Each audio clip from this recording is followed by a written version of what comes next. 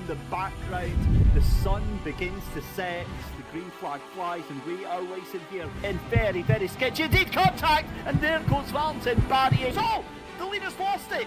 Noah Ader loses it into the gravel at the final corner, loses it. That's an amazing bit of work there from Luke Addison.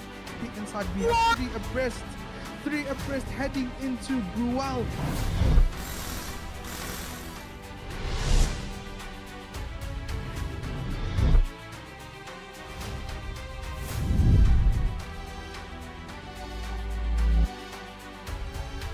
It's been lights to flag victory for George Bidby. He's done everything that's been required. It's looked so bloody easy yet again.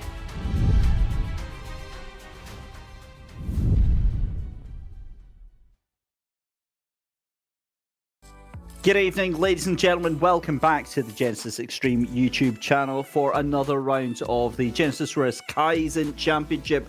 We head over to the UK, my homeland. We're away down south to Donington Park, a track that I have been to at least twice, and it is a very, very welcome sight indeed. The twists and turns, hills and dips of Donington await us here tonight. My name is Dave Christie. It's my pleasure to be back with you alongside Joe Peake, back in the box again. Joe, we're over to the UK this time. Donington, one of the most famous tracks in British GT for its thrills and spills that it always offers, and this year was no different, really.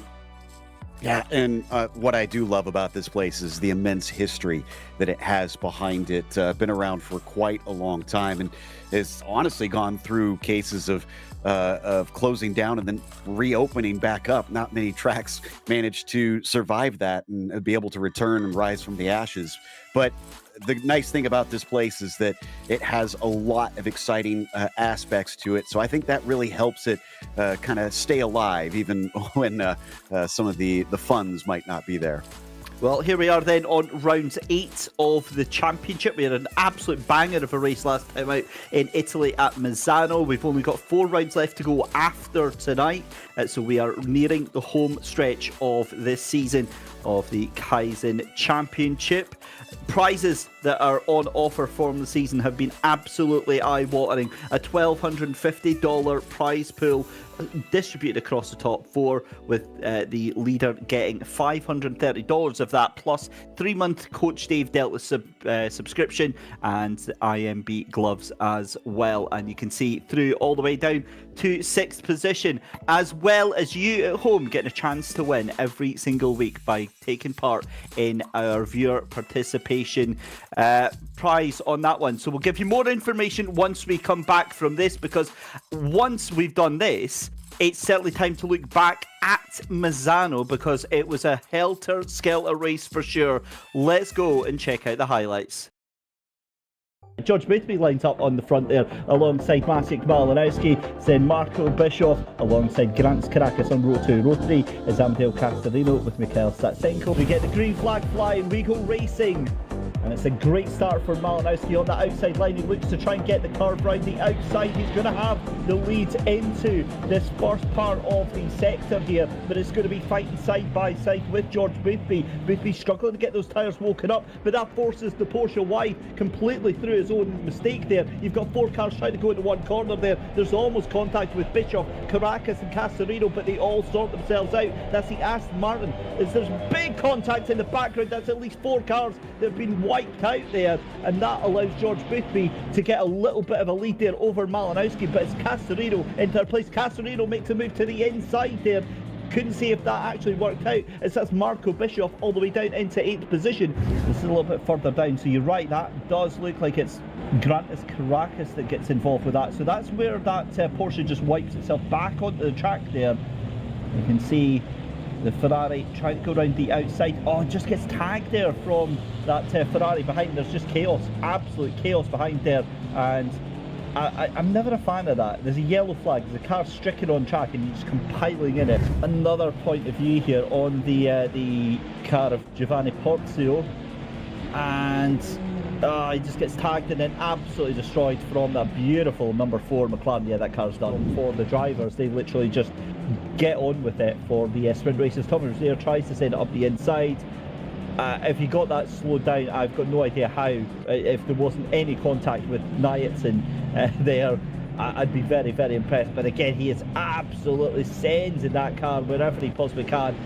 Slightly aggressive move there, but sometimes you have to be bold, sometimes you have to be brave. Moberg thought this is my best opportunity, but wasn't quite fully alongside, and he's a little quicker down through the hairpin, which is going to send them both out a little bit wide, but great job by Nietsen to keep from losing that car. We go side by side. We go 2 side by side for P2, P3, P4, and P5, and that almost moved on, and Tariq Adam gets clipped by the Aston Martin. That's going to cause havoc, because now we've got an absolute melee going on here, as Tariq Adam's going to be raging at that one. Statsenko up into P3 now. This is absolutely bonkers. Donington Barry sends it up the inside there. Beautiful telegraph move. But I'm not sure about that, because that McLaren tries to turn in when there's already a car occupying the apex there. Went down through the first chicane. Now it all starts out fine here, and then it wound up with contact at the end, which surprises me a little bit. Let's see. Oh, he's got a nose ahead. You know, I feel like Tariq maybe could have given him just a little bit more space, to be honest. You could be in with a chance to win that. Henry Meyer, whoa! That was a dive. That was a beautiful move there. And you know what? Valentin Barry can just so easily do that. Let's see if he's going to try a move. He's going to think about it here and see if he can get the nose in. Thankfully, looks like Gamble's going to give him the space at the apex, but unfortunately, that might be his undoing. The 110 getting a little handsy, shoving him into the gravel. This is a little bit awkward right now. As that Aston Martin tries to cut back in, but Cody Sherritt's never ever going to let that one happen. Yeah, you definitely got to be careful with them, as Sherritt is going to make a very decisive move. Oh, but I think he's going to go a bit wide. Nope, he's got it. As Cody, again, showing exactly how it's done heading into Quercia, which we've seen earlier today, is not as easy as drivers anticipate to try and get the passes done. As we're still watching this battle for 10th position. Now, this has been one of the more aggressive races, as we see a murder death kill there for Tommy Rozier. Henry Gamble does decide to wait, but there's no point in that. Absolutely no point in that at all, because the damage is done. You don't need to push it. No way. Nietsen just absolutely sent that in from last week, as Zach Doran had very little to answer on that. But the BMW first up the inside tries to keep it in here as we go into the final corner. That BMW is going to have the advantage. The two of them get through as Henrik Gamble gets a drive-through penalty now. Great fight there from the two of them. Great respect from Zach Doran to regain back from that. As Jonathan Clifford sends it up the inside, that is a late manoeuvre, and to be fair, he was given the room there from Tobias Moberg, who didn't want to cause any collision, didn't want to cause any chaos there, and see what they have to offer. As we see Marco Bischoff up the inside with a beautiful time move there from Noel Hatchey. Nobody gave him the memo that it's 3 3/4 minutes left to go in the race, and that you can kind of calm down a little bit here. Absolutely beautiful run there. George Boothby takes the win here for round 7 of the Genisus Risk Kaizen Championship here at Misano. Season 3 ends with a change in the leader at the top of the championship. George Boothby will jump up to the top. Amadeo Casarino will cross the line in second place, but will immediately be bumped down as Mikhail Statsenko takes third. Tariq Adam with a fantastic 4th place there. Maciek Malinowski in 5th.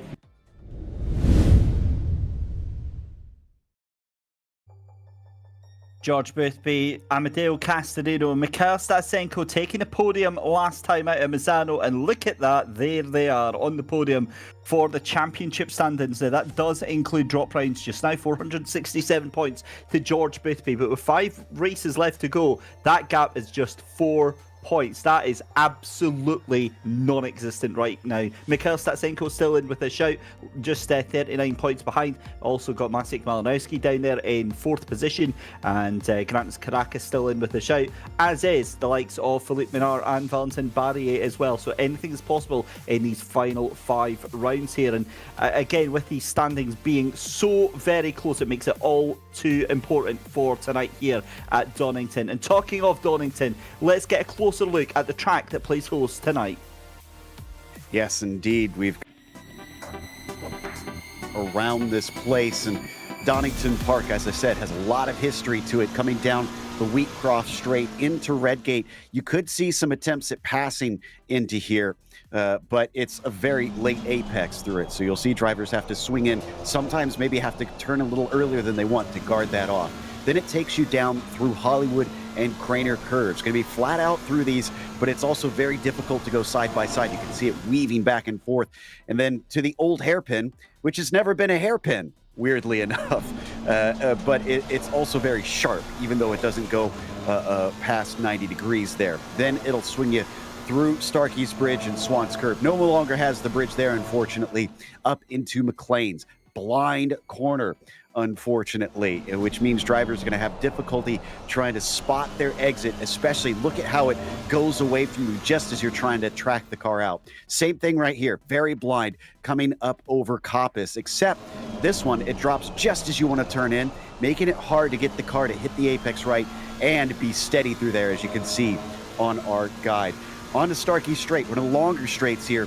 You do have a chance to try and pass into the Fogarty S's, but this chicane is very, very difficult to try and take too wide. So I wouldn't advise it here. I'd say set yourself up for the exit, because as you can see, this is going to be important, and it's a little bit more open than it is on the entry.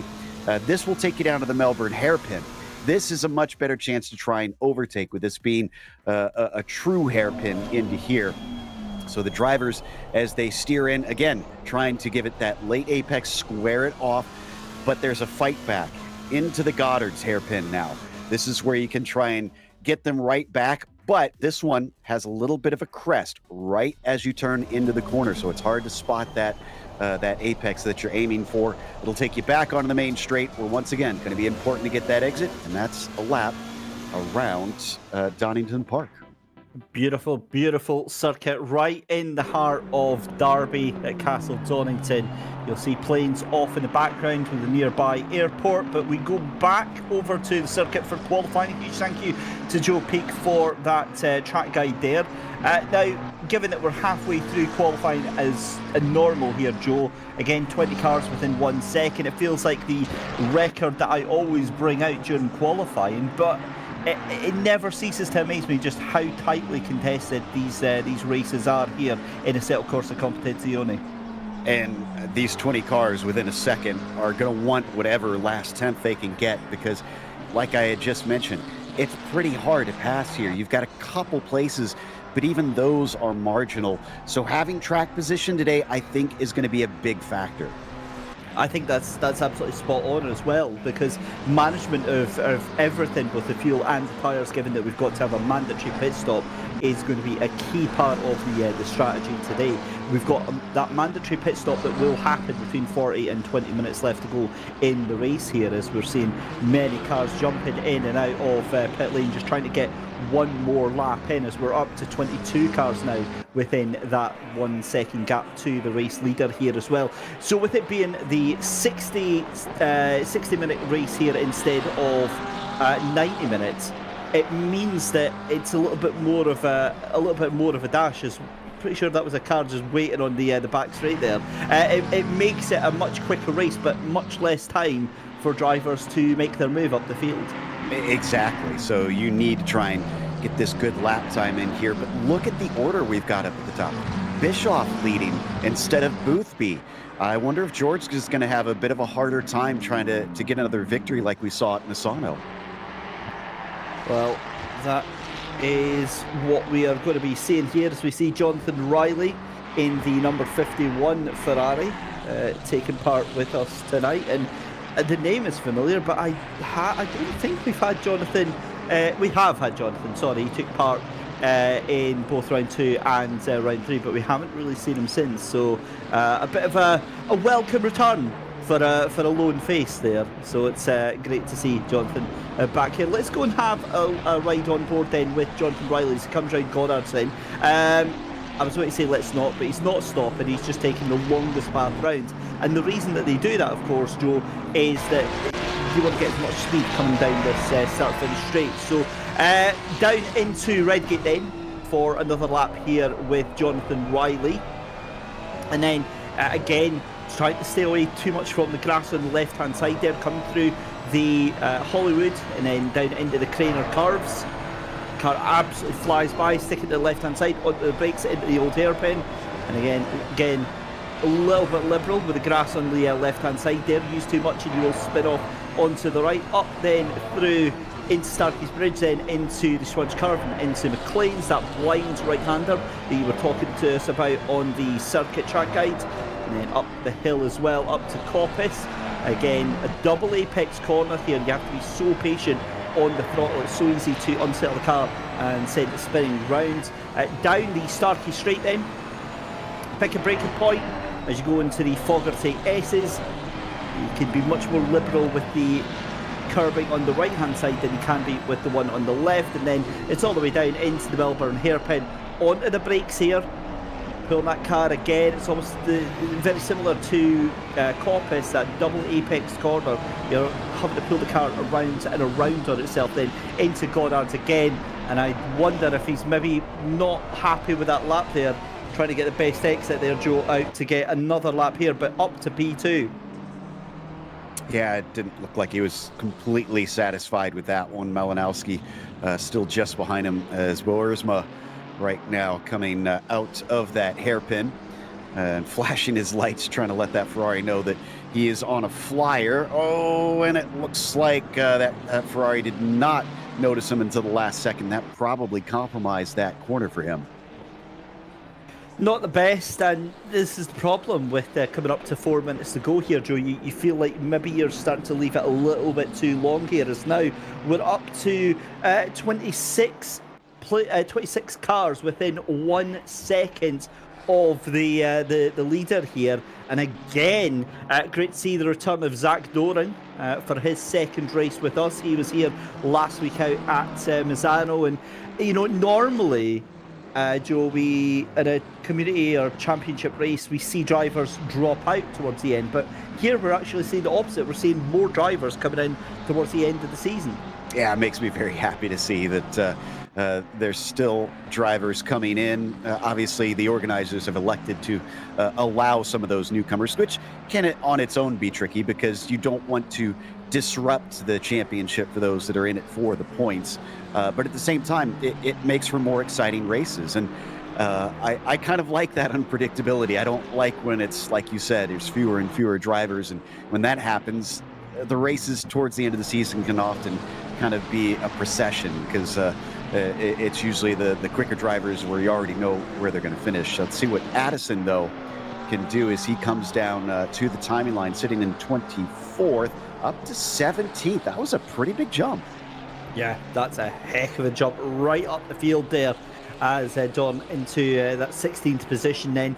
Still plenty of meat on the bone in terms of time available. You've still got 2 minutes left in which you can improve your time. Currently Jonathan Clifford's at the back of the field there in terms of that 1 second gap, but it's all the way down to Roland Stein in 30th position. He's the last driver with a time there. I'm presuming he is either new to the track or just hasn't been able to get a representative lap time put in, because we normally see Stein able to get within about 1.5 seconds to 2 seconds of the field here, as Marco Bischoff is going again. And yet again here, Joe, we've got another dead heat for 3rd position this time. Maciek Malinowski, Florian Durkop there on exactly the same time there with what was... That was going to be, what, a 1:25.762. And more than that, it's in 2 different cars, a Porsche and a Honda. What a lap by Jonathan Riley. Sorry to jump over you there, Joe, but new pole position lap. 4th time is the charm for Jonathan Riley. 1:25.6 1-3-0.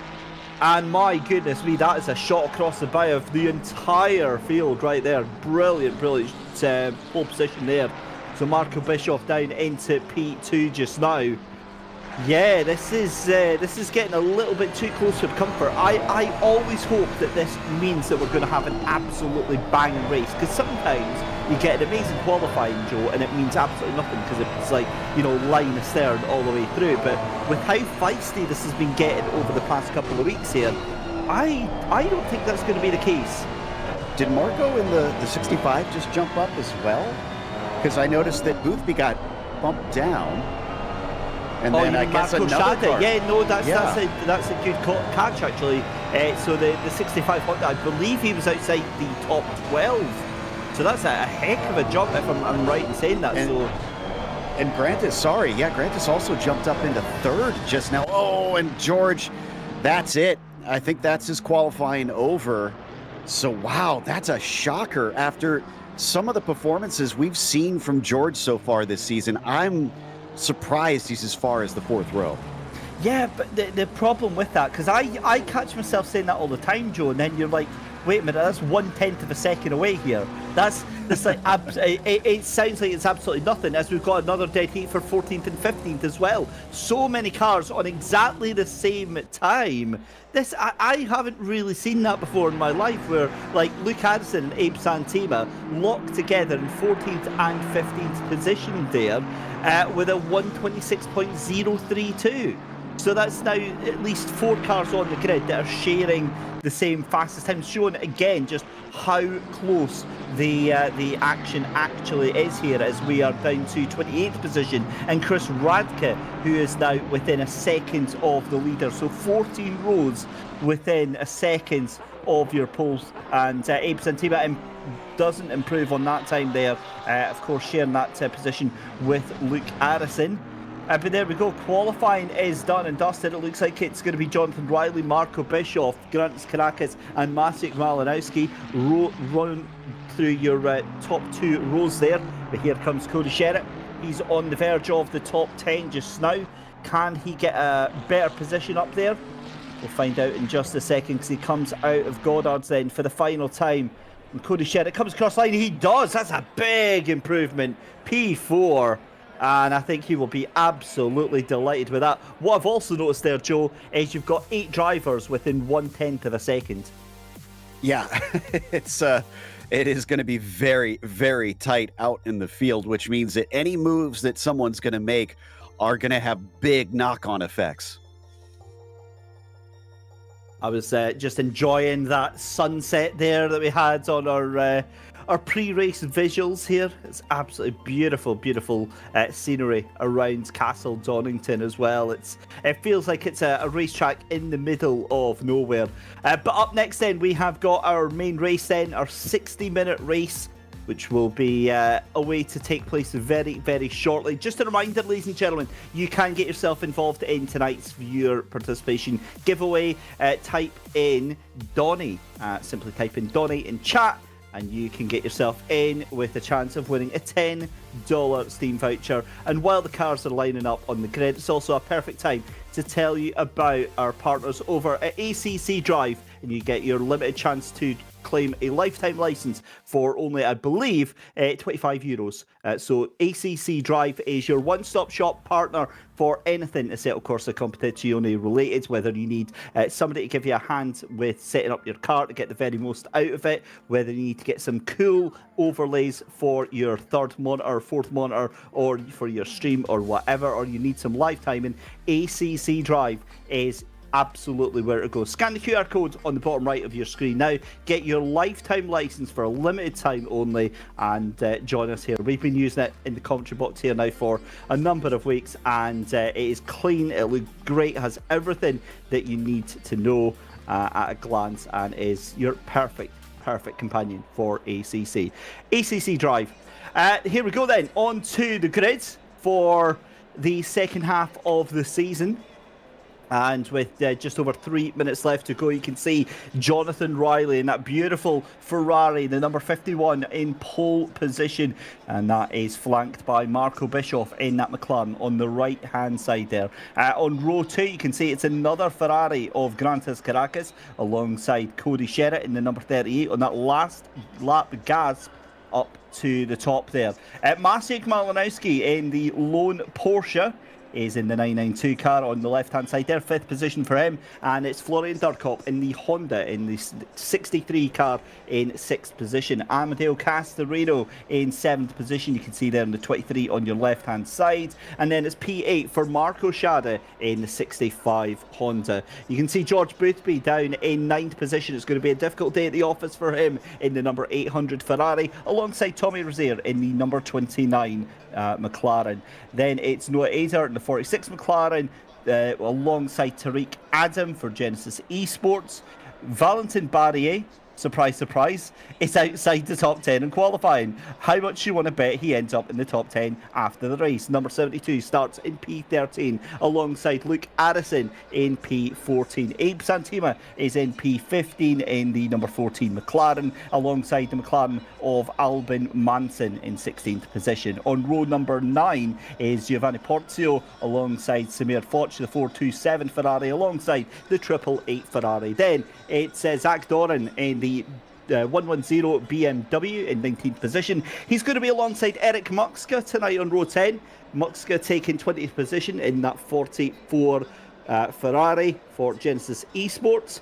And then you've got Philippe Duvlar in the 112 McLaren there on the left-hand side. Starting out on row 11, he's going to be alongside Jonathan Clifford in 22nd position. Then you've got Alexander Nyetsin in 23rd position. He's going to be on row 12 alongside Tobias Moberg in the McLaren in 24th position. Christian Fenter in 25th, he's going to be alongside Noel Hatchey. That is a triple threat from Genesis Esports, 24th, 25th and 26th. 27th is Henry Meyer. He's in the sim racing setup at Jose Lopez Setups 99 McLaren just now, and he'll be alongside Chris Radke in the Adrenaline Racing Team Ferrari.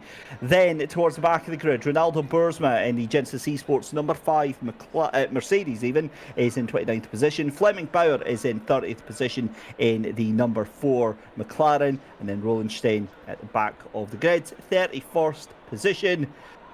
And we are ready to go racing. However, what I will say is, again, I do love that car of Fleming Bauer. That car it does look the business, doesn't it? Yeah, we keep commenting on it, but for some reason the pinks and the purples just look so good on those McLarens out there. But regardless, they're not going to be looking at each other's liveries. They're going to be looking at the track here today. Trying to keep it on the island is going to be more difficult than you'd think, just because there are so many unique corners with those blind crests, with those late apexes, and with just difficult braking zones in general, especially up into McLean's. Trying to get the most out of that turn is, I think, going to be the real bane of most of their existence. Now, the difficult thing about it is if you do screw it up, the run to Coppice is so short that trying to make a pass into there isn't usually likely. So it sets up some tricky scenarios if anybody tries to kind of stick their nose into that right-hander. Certainly is, as the car's making their way down on their formation lap then for the first time here at Donington Park. And we are getting ready to release these cars in anger. All 31 of them will be making their way down very, very shortly indeed. It is a crucial round for the championship. Let's remind you of those championship points then, because it is George Boothby in the lead by 4 points over Amateo Castorino. 467 plays 463. Mikhail Statsenko in third place in the championship. Maciej Malinowski in fourth position, and Grantas Caracas in fifth as well. So again, all of these drivers trying to take as much of the points as they possibly can. Again, the new people coming to ACC tonight to explain the formation lap here. You can see some of the cars driving straight through the other ones. For the majority of the formation lap, the car contact is turned off. Cars can ghost through each other until they are directed by race control. It's an automated process. The cars are directed then towards the last corner, towards Goddard, to get into that double file formation. That's when the contact gets switched on, and then they go 2 by 2 down towards the line, just like a real life roll and restart. Just apart from that ghosting there, Joe. Yeah, so that nobody gets too confused on that one, but I think that's a good deal to have, honestly, as well. That tire bail was not affixed as firmly as I thought it was. I'm wondering if he's just decided to get that out of the way immediately, although I would have, I wonder actually, because if the cars don't have contact enabled, maybe he's been able to get rid of that and not actually take a physical hit to the car. That's really clever, that. I never thought of that. That's cheeky, honestly. Hopefully, I mean, maybe the sim will put it back before the race starts, but yeah, that's I don't know. I'd rather see that tire bail there to really challenge the drivers. I mean, that definitely was a very deliberate move. You could see with the force that had gone into there. But either way, we'll come back to that very shortly, because Jonathan Riley and Marco Bischoff are away to lead these cars down into Redgate for the first time, 2 by 2 by 2. Let's get ready to rumble, ladies and gentlemen. A 60-minute race here at Donington Park. Hold your breath, because we are about to go racing. Green flag drops and we get underway. Bischoff and Riley lead the field down into turn 1. Look at the Ferrari up the inside there of Francis Caracas, the number 19 on the inside of Marco Bischoff. He gets that position coming down into Hollywood Curves there, down into the Craners. Great move. It's a Ferrari 1-2, and you can see the Porsche already up to P4 as well, as Maciej Malinowski making that one stick just now. They're all down at the old hairpin there. Bit of contact, bit of chaos there, and that was all caused there, it looks like, by Alexander Nyatsin. Bumped into the car in front, then lost momentum. Car behind him bumped into him, and unfortunately 3 cars into one corner is never ever going to go. Yeah, and that's a very narrow part of the track. Same thing with up through here. We still have a ton of side-by-side as drivers are eager to try and make up what positions they can here in these early stages. Sade, as he's working on, it looks like 7th place here, or at least trying to defend Boothby from trying to overtake him. Here we go then through the Fogarty S's on the run down to the Melbourne hairpin for the first time, as that's late on the brakes there for George Boothby. Wants to try and take that. We've got 3 cars wide behind, because of course we do. Welcome to the Genisus Risk Kaizen Championship. If this is your first time watching, this is exactly what to expect here. Valentin Barrier trying to make his way up here. You've got 15 cars all trying to get through the same bit of tarmac.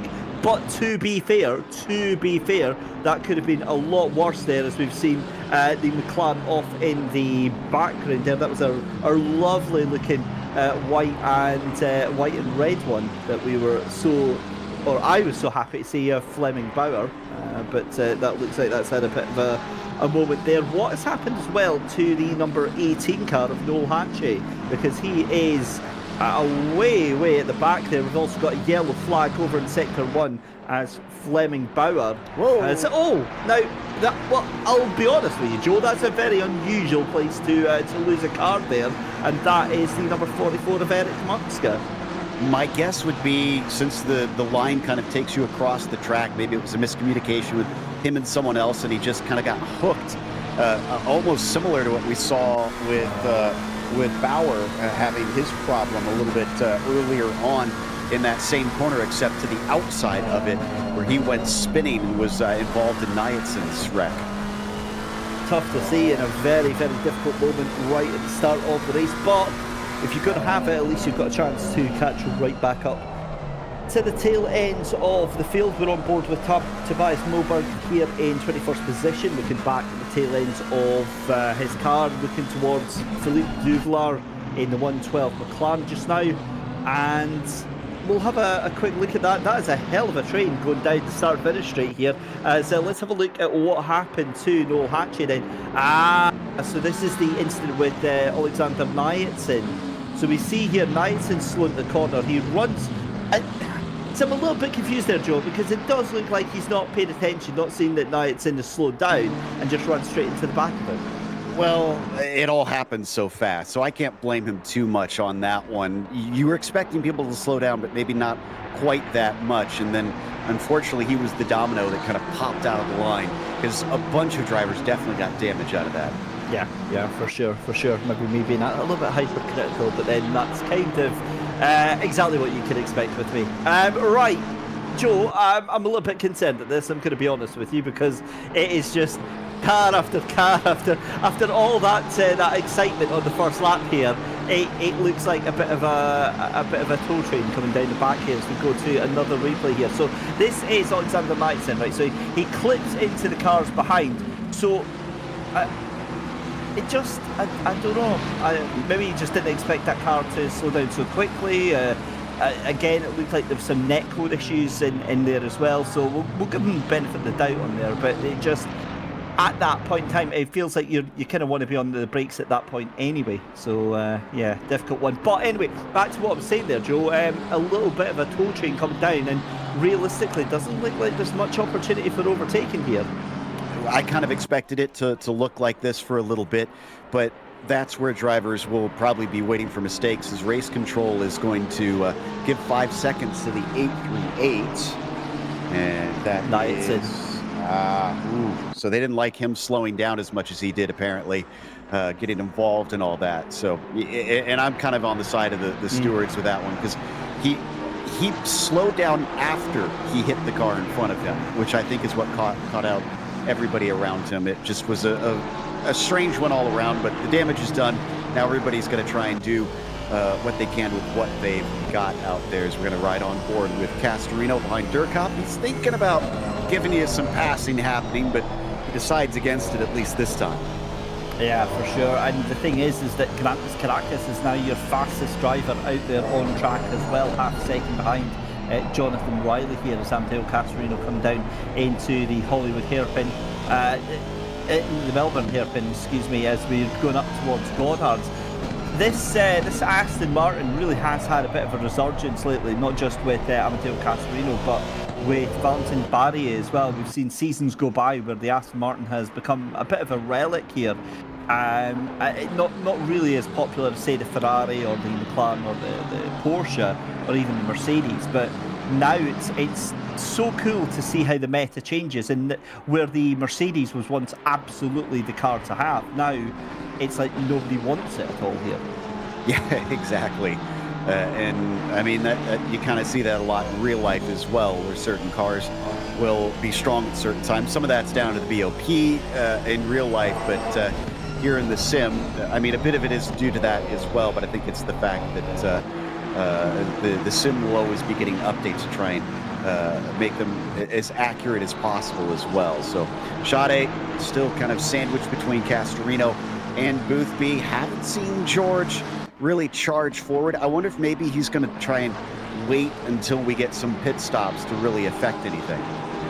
Potentially, although we've said that before, hoping that it injects some action into it, and it doesn't actually do so. So we've seen from the early part of the season, we thought the overcut was quite strong, and then the past couple of races the undercut has been quite strong as well. So I think it's kind of swings and roundabouts in terms of the strategy here. It depends on how much ultimate pace these drivers think they've got behind the wheel, even if they are in a bit of traffic. As we see an overtake, this is Henry Meyer over Chris Radke, the number 26 Ferrari driver, trying to get a good run out of Goddard's there. And you know, it does surprise me, because as much as we do expect a bit of a toll train, I wasn't expecting it this quickly. But also it confuses me, because 1 week, Joe, you get drivers that just cannot go a lap without knocking doors with each other, and then you get a race like Kota where they can all very happily go line astern for like 3/4 of the race. Yeah, a lot of that will depend on the track. Some just are much better at providing opportunities for drivers to do that side-by-side racing. This one, it's so swift, and these corners are so single file that it's just not as good of an idea, and you also have a hard time getting that better run. I definitely think wait for those drivers that towards later on in the race start to make more mistakes. That will open the doors. That will give drivers chances. Shada is going to try and get his nose in and actually elbows out the 23 of Castorino. That was a bit clumsy, if you ask me. It did look like very, very physical move there. Allows that Aston Martin to get the position, or well, maybe he didn't allow that to go there, but he's going to have a hard time now because George Boothby is poised, waiting very, very eagerly to try and get this back. He's going to have the toe come down, start finish straight here. The Aston Martin tries to block it off as well, as again, this is starting to get a little bit scrappy. Have I been too soon in thinking this was going to be a very, very, quiet race in terms of the first half of it right now? It's all exploded yet again, as this is now allowing George Boothby and Noah Ader to have a little pop at this as well. Noah Ader right onto the back end of George Boothby here, looking very keen to try and make a move on these 4 cars that we've got right now. 50 minutes left to go in the race. We've barely done 10 minutes here, and it's a bit topsy-turvy already, because like you said, just a minute ago I was ready to think, well, this is actually going to be quite a fairly still race for a little bit. We might get some action later, and then immediately it all kicks off into life. Moberg under attack from Duvallard there for a second. Hopefully we'll get our connection back in just a moment, but that was up to where I said it's tough trying to make that pass into Coppice. I'm hoping we'll get to see whether or not he made that one stick in a second. Yeah, we'll find out. Apologies for the technical issues, ladies and gentlemen. We will have a very brief pause in the broadcast for just now. We'll do our best to get back to the action. Fortunately, these things do happen in sim racing, in esports. It wouldn't be a esports competition if you didn't have a tech pause every now and again. And certainly the ones I watch, whether it's Valorant or Counter-Strike, it seems to be a rite of passage for that to happen. Is some rather unkind comments going on behind the scenes here, but we'll leave that out. Joe, obviously, as frustrating this is for us, it does look like this is a server issue, and to explain to those at home, this actually kicks the drivers out of the entire race here, so the entire race needs to be redone again. How frustrating do you think this is for the driver taking part? It's going to be very frustrating, especially if you are having a good race, because obviously this undoes a lot of your work. I will have to wait and see. I'm not familiar with the rules on if they will line them up based on the last time they crossed the line, or what their plan is for this one. But yeah, I don't think they can. That's it. So from experience with ACC, it's literally they can put the session back up, but they can't manually order the organization. I'm hearing that they do have entry lists, so you can put them in. I would imagine they'll maybe just skip the qualifying and then just go straight back into the race. I believe they're hard at work behind the scenes trying to get things resolved here. I would imagine, because it's only 10 minutes that have gone in the race, I would imagine they'll try their best to get that restarted. And especially if they're skipping qualifying, that would be a fairly short way to get straight back to the action. Reginald Whitlaney as well confirming in the YouTube chat saying that they can do a custom grid start. It's been a while since we've had a red flag here on a settled course of competition. I remember back in the pro esports, the proper sweaty esports side of ACC.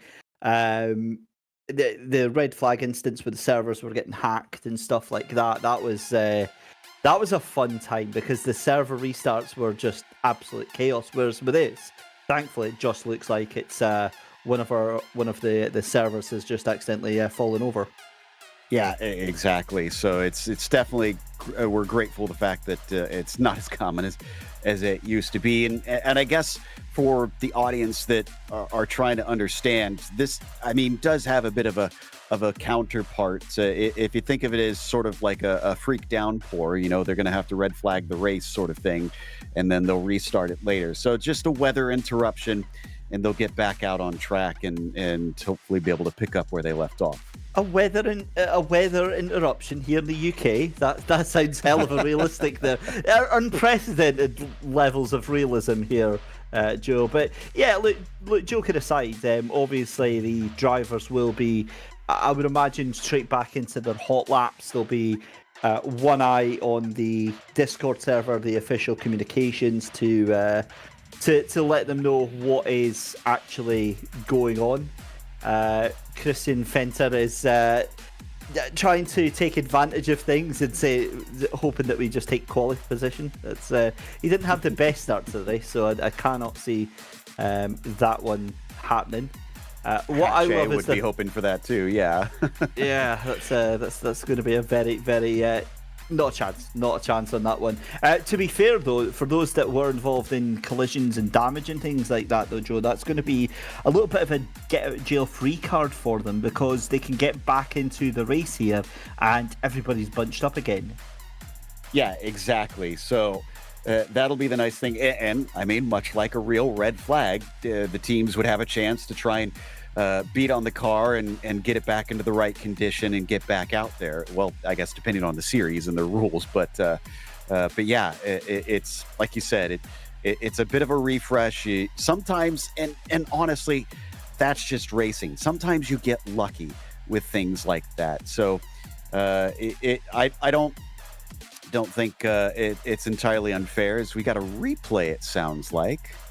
So let's take a look at this while we're waiting. Ooh, 3 wide into Melbourne, and just no place to go. Car on either side, and thankfully nobody gets spun the wrong way. That is that's what happens when you build them tough like that, Aston Martin. My goodness me, that is physical dominance there from that Aston Martin. I love the fact, I'm still chuckling that Christian Venter is already challenging somebody to a fight in YouTube chat. He's trying to test out his masculinity and challenging. Such a classic guy, is he? He's not even challenging a boxing match. He's just challenging scrap at a KFC car park. I was going to say, is he Irish or what? No, yeah, I'm gonna put. I believe from admin they'll tell us that he is South African. Okay. He is obviously. It's actually, I'm really happy to see so many of our South African contingent out there on track tonight, because of course, very important day for them and for Genisus Risk and Genisus Extreme as well. They had their voting today, their national general elections as well. So congratulations to everyone that's voted in that and done their civic duty. Hope the right person has got your vote for that. Unfortunately, I'm not on the ballot paper, so maybe soon we'll maybe try and sort that soon. We'll get Joel what there as well. What position would you go for? That's the question. What position? Oh, I would be the one with the least possible responsibility, Joe. I'll be honest with you, because anything that means that I don't mess anything up. And we've also got a replay of Caracas' starting lap. I thought you were going to say you wanted to be treasurer, so you could have control of all the money. Trusting me with money? Joe, are you mad? Well, we know you wouldn't I spend could it. say many things, but we'll wait. Well, to be fair, technically the polls have closed, so we can say what we like now, so that's absolutely fine. Let's have a look at Grandes Caracas here on the second row for his start of the race. Then you can see the Ferrari in front. That is the McLaren on the left-hand side there. And again, gets a great run. This is what we saw through that first lap there. Getting a great run through Hollywood, down into the Craner cars. And it just looks like it was just a much better start on that inside line for the Ferraris there. Yeah, exactly. With it being on the inside of Redgate, once he was able to do that, he knew if he could hang on all the way down to the old hairpin, he would have that one just because he has the track position. So that's Grantis using his noggin, I think, in that situation. You got to be very heads up at the start of races, kind of a mixture of brave and very intelligent about your racing. I've always been a little bit too timid on those starts, and I tend to get overtaken a lot. But I'm also one that's known for being a safe pair of hands at the start, which tends to put me in the car for endurance races, and I'm not happy about that. But sometimes it's better to be able to still be running after lap one and be a couple positions down than be aggressive and find yourself in pit lane. Nah, it's all or nothing on lap one, turn one. Come on, win it or bin it. That's my motto.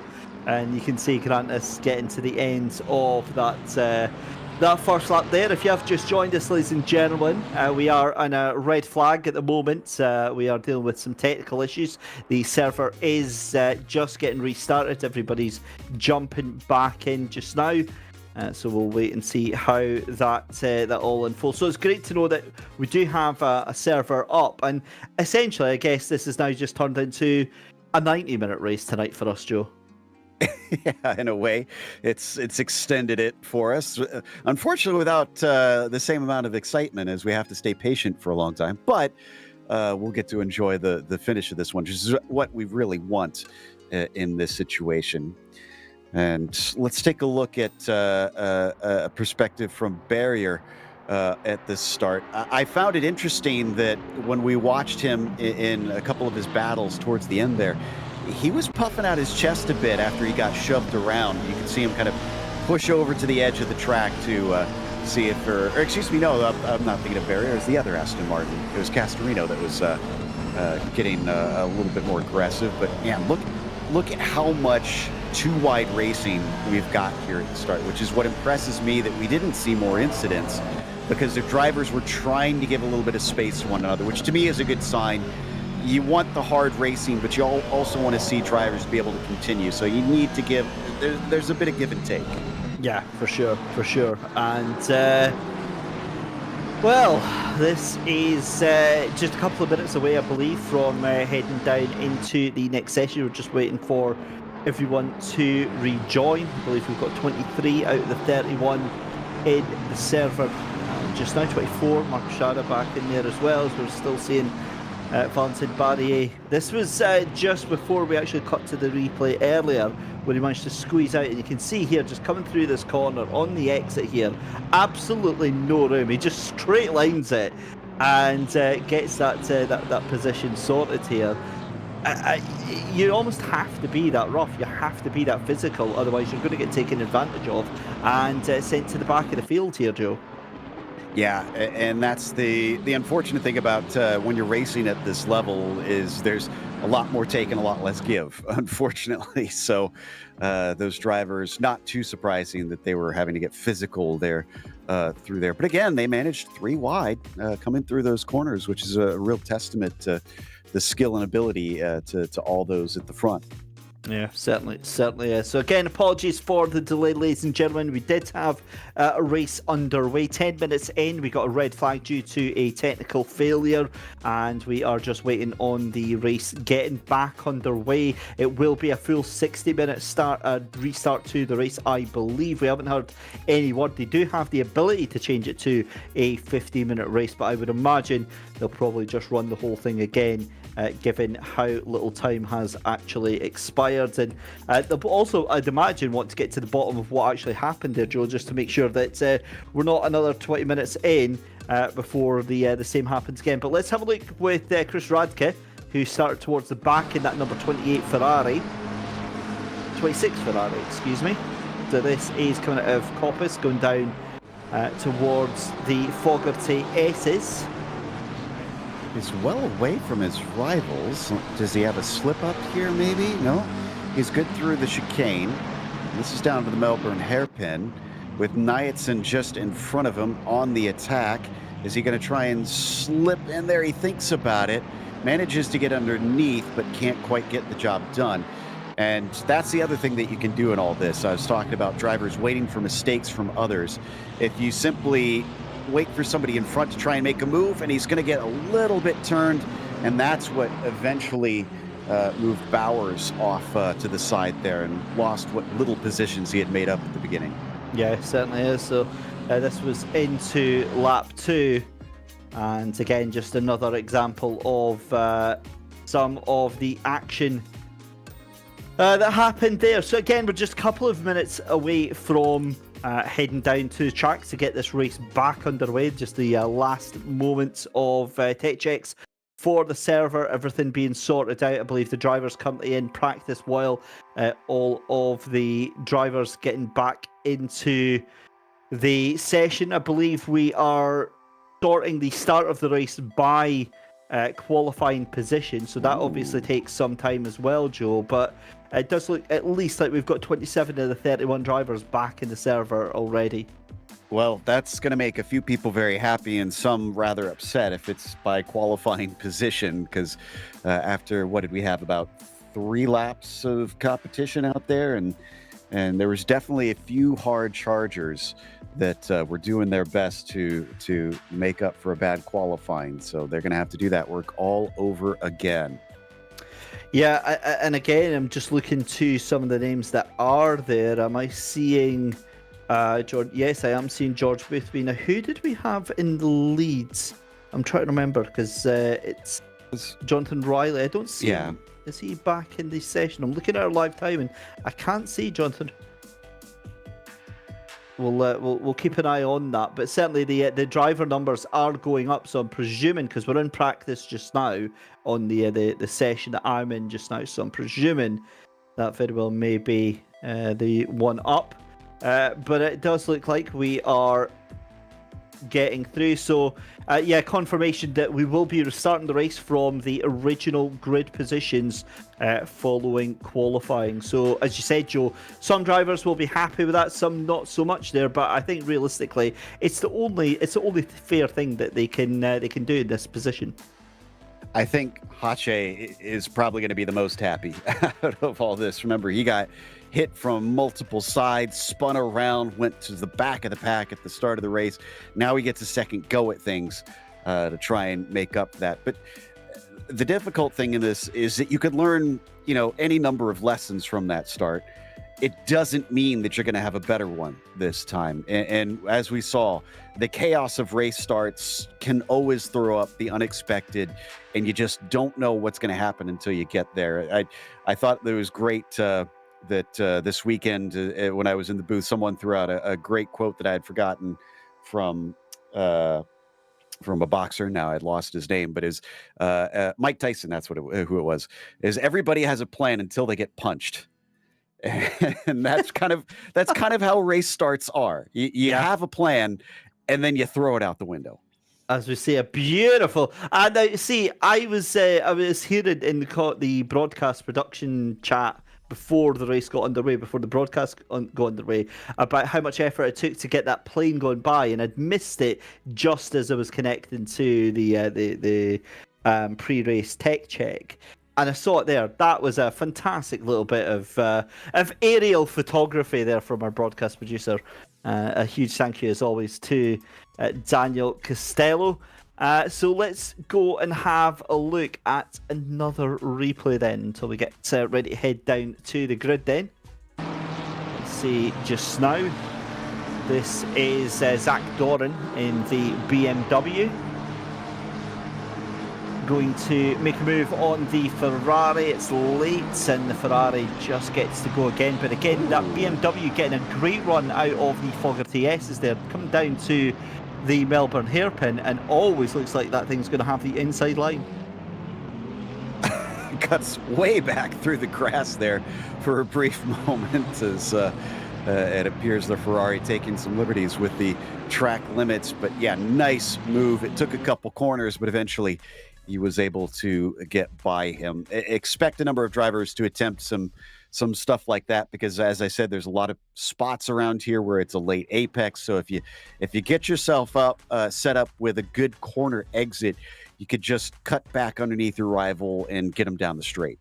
Yeah, you absolutely can. And Donington is a fantastic circuit to be able to do that. You've got, the tight corners where you have to almost come to a standstill, and the ability to do the over and under is massive here at Donington Park. The likes of Coppice, for example, down into the old hairpin, maybe down into McLean's, and also the Melbourne hairpin as well. A lot of chances to take advantage of those changes of momentum just now. It does look like we're getting some progress with this race server just now. They're busy changing through all the settings, so I believe we're only going to be a couple of minutes away from getting this race back on the go. So a huge thank you to all of you at home for sticking with us. Thank you very much for your patience. Reginald Mittelany saying the drivers will be coming back with more fire. I am sure, absolutely. And there's another point actually, Joe, because essentially, for the likes of Jonathan Riley, where they've kind of shown their cards here, maybe some of the drivers now are going to be a little bit more wary of allowing drivers to kind of stretch away, maybe a little bit more keen to just make more of a fight of things. Remember, I think it was Bischoff against Caracas, wasn't it, at the start that we saw him fighting with? It was. I think for Bischoff, he is absolutely going to be thinking about this and saying, I am not going to give him the chance to try and do that again, because he's going to try and get that nose into Redgate the same way. But there are ways to fight it. If you can get on the throttle early, if you can maybe pinch him down a little bit on the exit, that gives you a chance to maybe get the speed so that he can't stay side by side on the way down through Hollywood towards Old Hairpin. That's really the critical thing, because you're probably going to see Grantis try and get his nose in down to that first corner. But if Bischoff can either chop him off in time with a good enough start or just simply outgun him off the corner, he can fight back against it. Yeah, he absolutely can. He absolutely can. That's exactly what we're going to be finding out in the next couple of minutes. As we said, the admins are busy working furiously. The virtual stewards are directing the cars to their locations on the grid. We'll then be back with our formation lap in just a couple of minutes' time. But if you have just tuned in, this is round 8 of the third season of the Genisus Risk Kaizen Championship. A thrilling encounter that we did have that was cruelly taken away from us at 10 minutes into the session with a red flag. We do have all the cars there present now back in the server, so that's great to hear as well, Joe. Nobody has been left behind with this, and I think now the drivers are going to be very, very eager just to put it back behind us and get on with things here. Yeah, I'm so glad that we've got the vast majority of them back in the server, ready to try again. As here we go. Now we're back to live pictures of the practice session. The driver's just getting a little bit more time to prep while I think they're trying to allow everybody back in. So I'm sure they'll have a specific cutoff that, if you're not back in by this time, that, we just got to move on without you. And Knightson, definitely one of those that is going to be happy about this regard. Now, I'm kind of curious, is Knightson still going to have to serve his penalty? Because I don't think he got to serve it. I would imagine so. They will, because it was added manually, and it happened in the race. So I would imagine that will transfer over, ? I don't actually know. That's what I would think. I would imagine, because it happened because the last race was null and voided and we go back to the start. So yeah, that's going to be I honestly don't have a clue. We'll have to figure that out, but hopefully we're not going to have the full 6 minutes of practice left to do here, because I think these drivers are all just kind of a little bit eager to get on with this now, as we certainly all are here in the commentary box. But you can see there Jonathan Riley kind of making up for it and going straight back to the top of times in practice. I have to say I'm quite jealous, because I do love American motorsports, and we are blessed with a lot of fantastic road courses across the country. But one nation that I'm definitely jealous of is the UK's motorsport culture. Like, there's so many tracks, because I haven't been there before, that are on my bucket list if I want to go see. And this is definitely one of them that I'm eager to try and get to, just because it's been one of my favorites.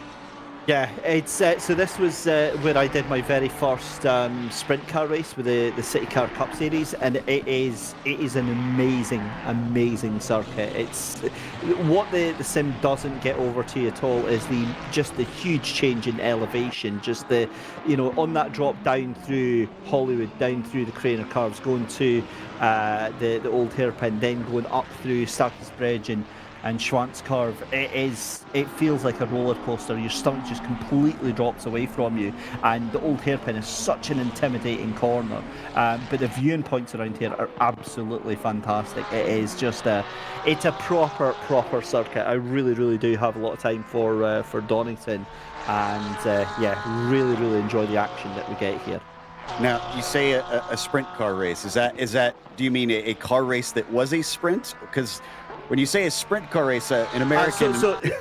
just to clarify, so the only race that I'd ever done before that was a 24-hour endurance race. When I say a sprint race, it was a race of like 20 laps. So yeah, it wasn't like, unfortunately. And what I'll do actually for you is I will copy and paste into our little private Discord server. You can actually see my chariot that I took around the track here. It was a championship called the City Car Cup, and it was open to little 1 litre cars. So it was like the Toyota Aygo, the Peugeot 107, and the Citroen C1. So yeah, it was an awesome time, but also incredibly infuriating, incredibly expensive, and yeah, it was wild because I was operating I was doing it all out of my own funds. It was on a complete shoestring budget, and you know, me and my partner rocking up to the racetrack at like 4 o'clock in the morning of the day of the race because we were, you know, working at that time as well. Yeah, it was a tall order, Joe. It was a tall order.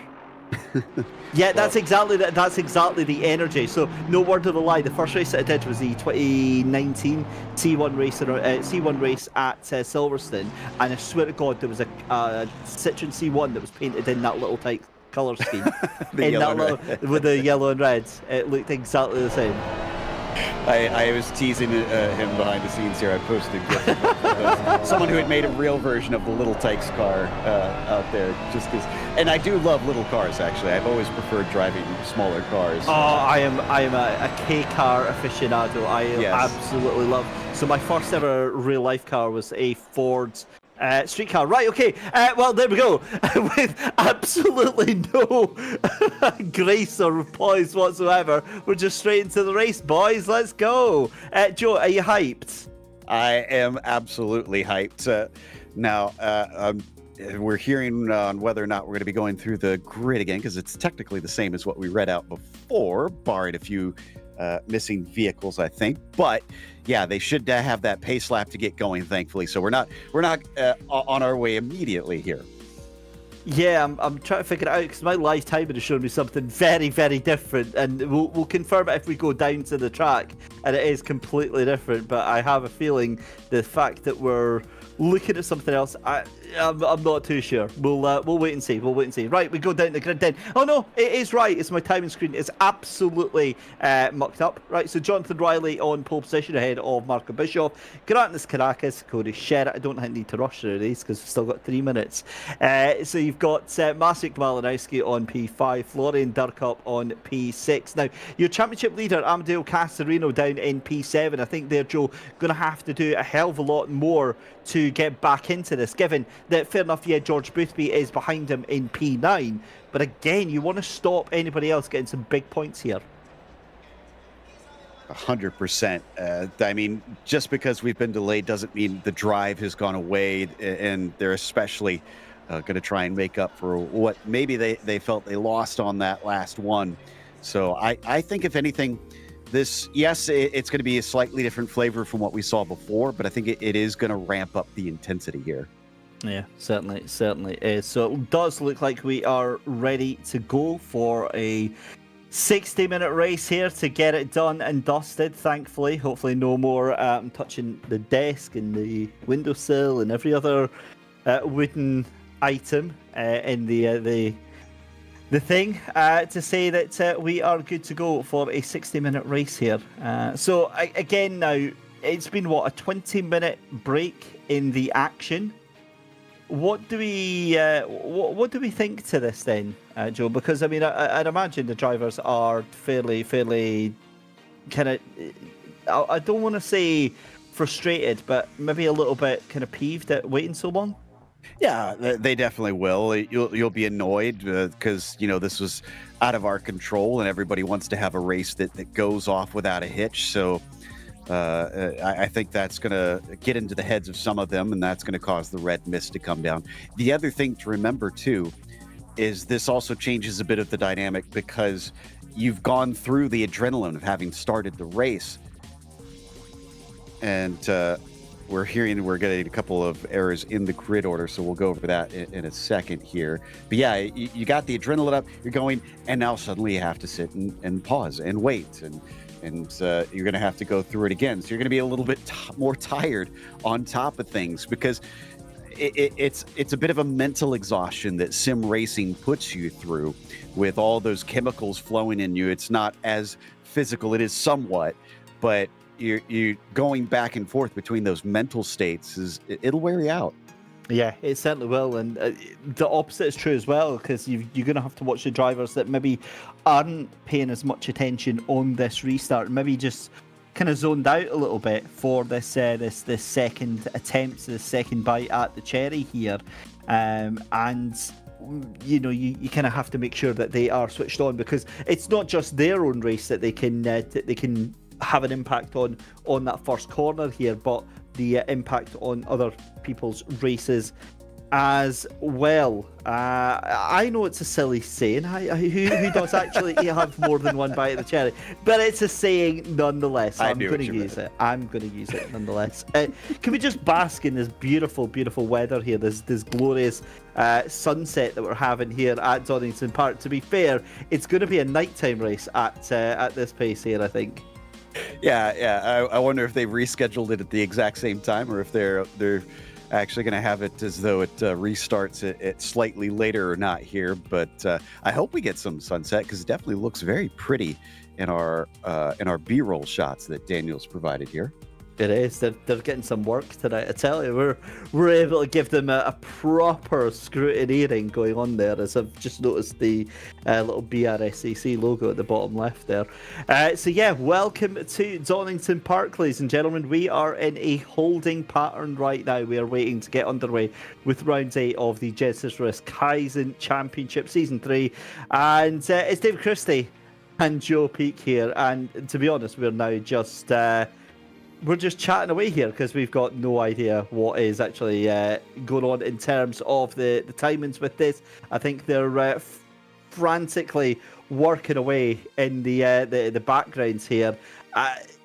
I've seen people that are involved, not necessarily our team here at the Genisus Risk, but I've seen admins when something like this does go wrong, and it's amazing how quickly the decibel level goes up by about 20 decibels when something like this goes on. It's very funny, because, these races look like, things just happen out there. And same thing with our broadcasts as well, honestly. Kind of, they're both one and the same in the sense that behind the scenes, I can assure you, it's often a madhouse.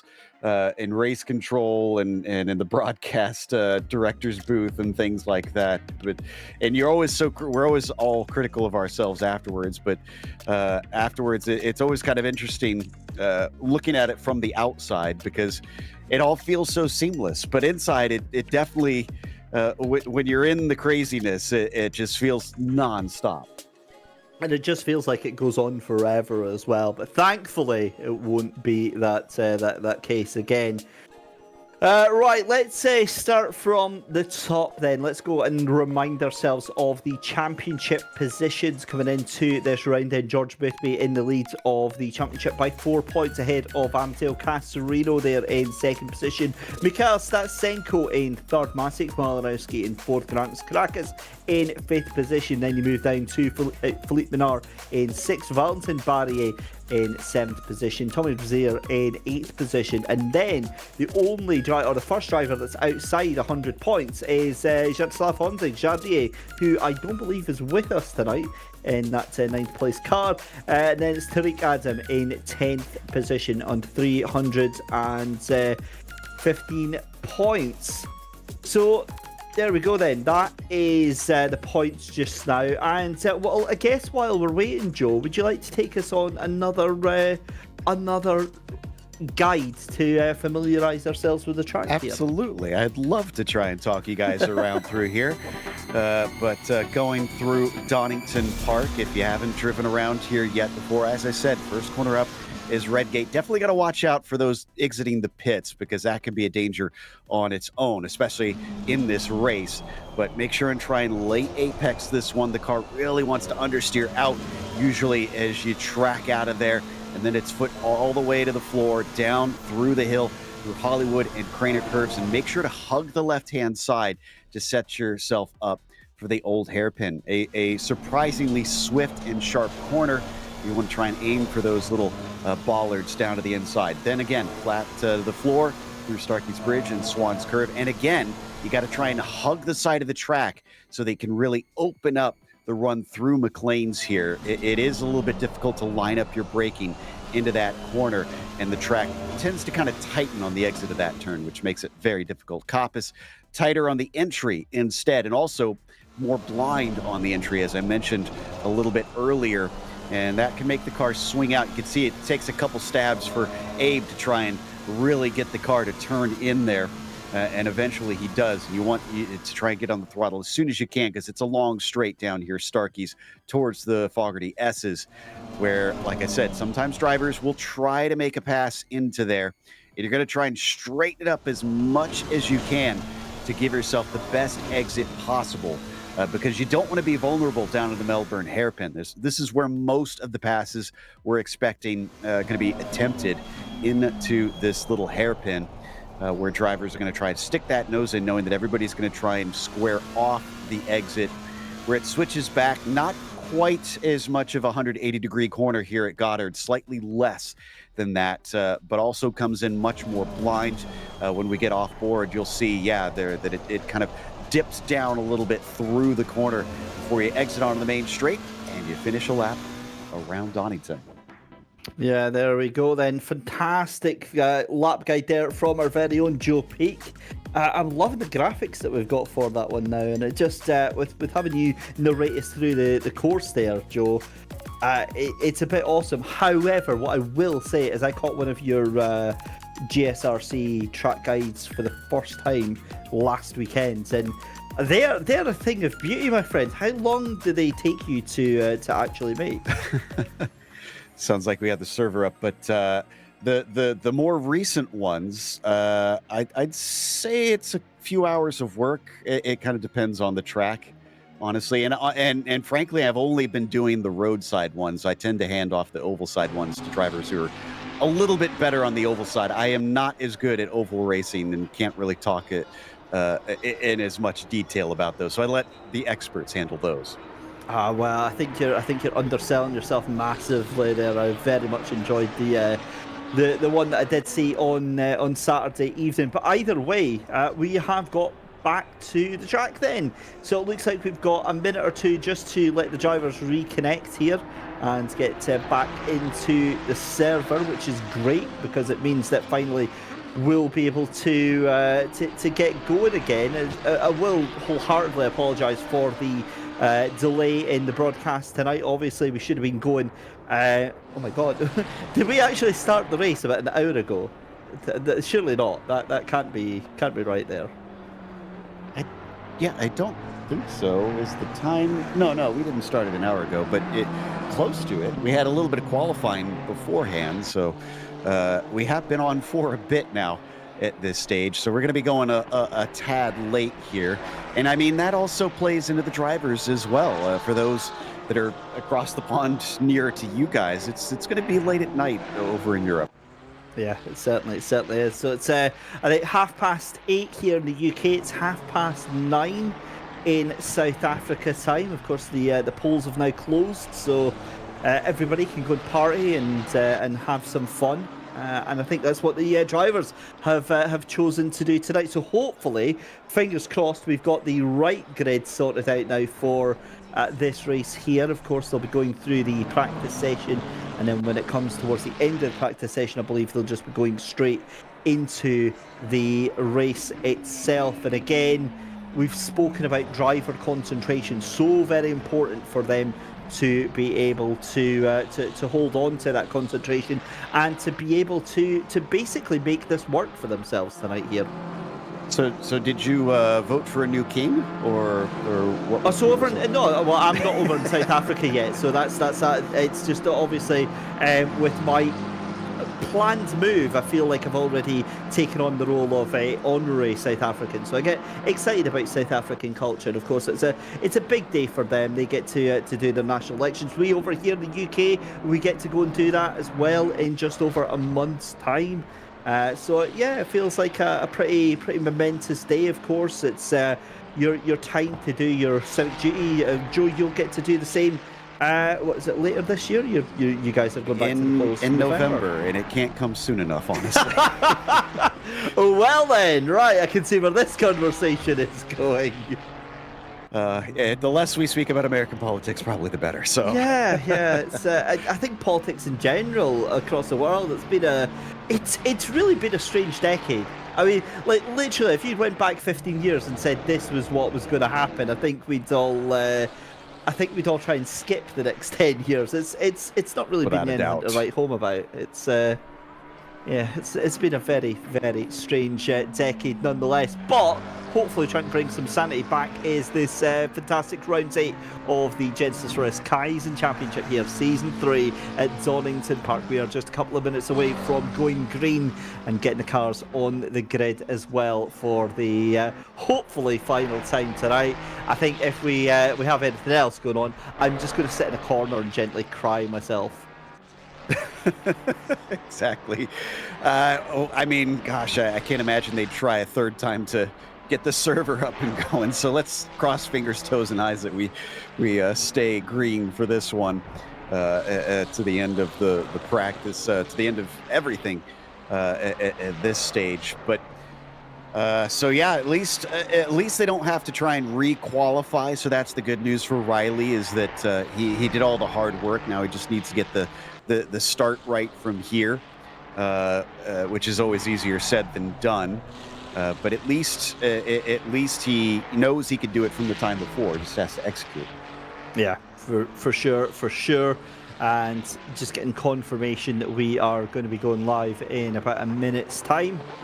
And there we go. That is going to be us ready to go on the grid. And of course, the reason that we've got the next attempt to this is because there was some discrepancies in the starting order. So the car's now onto the grid there, and you can see we are ready to go racing. We'll get another formation lap here at Donington, but it does look like, Joe, the end is in sight. The driver's finally able to get this race back underway, and I do wonder how much of the race is going to be affected by these restarts here. How much of the game plan has been given away by these drivers now?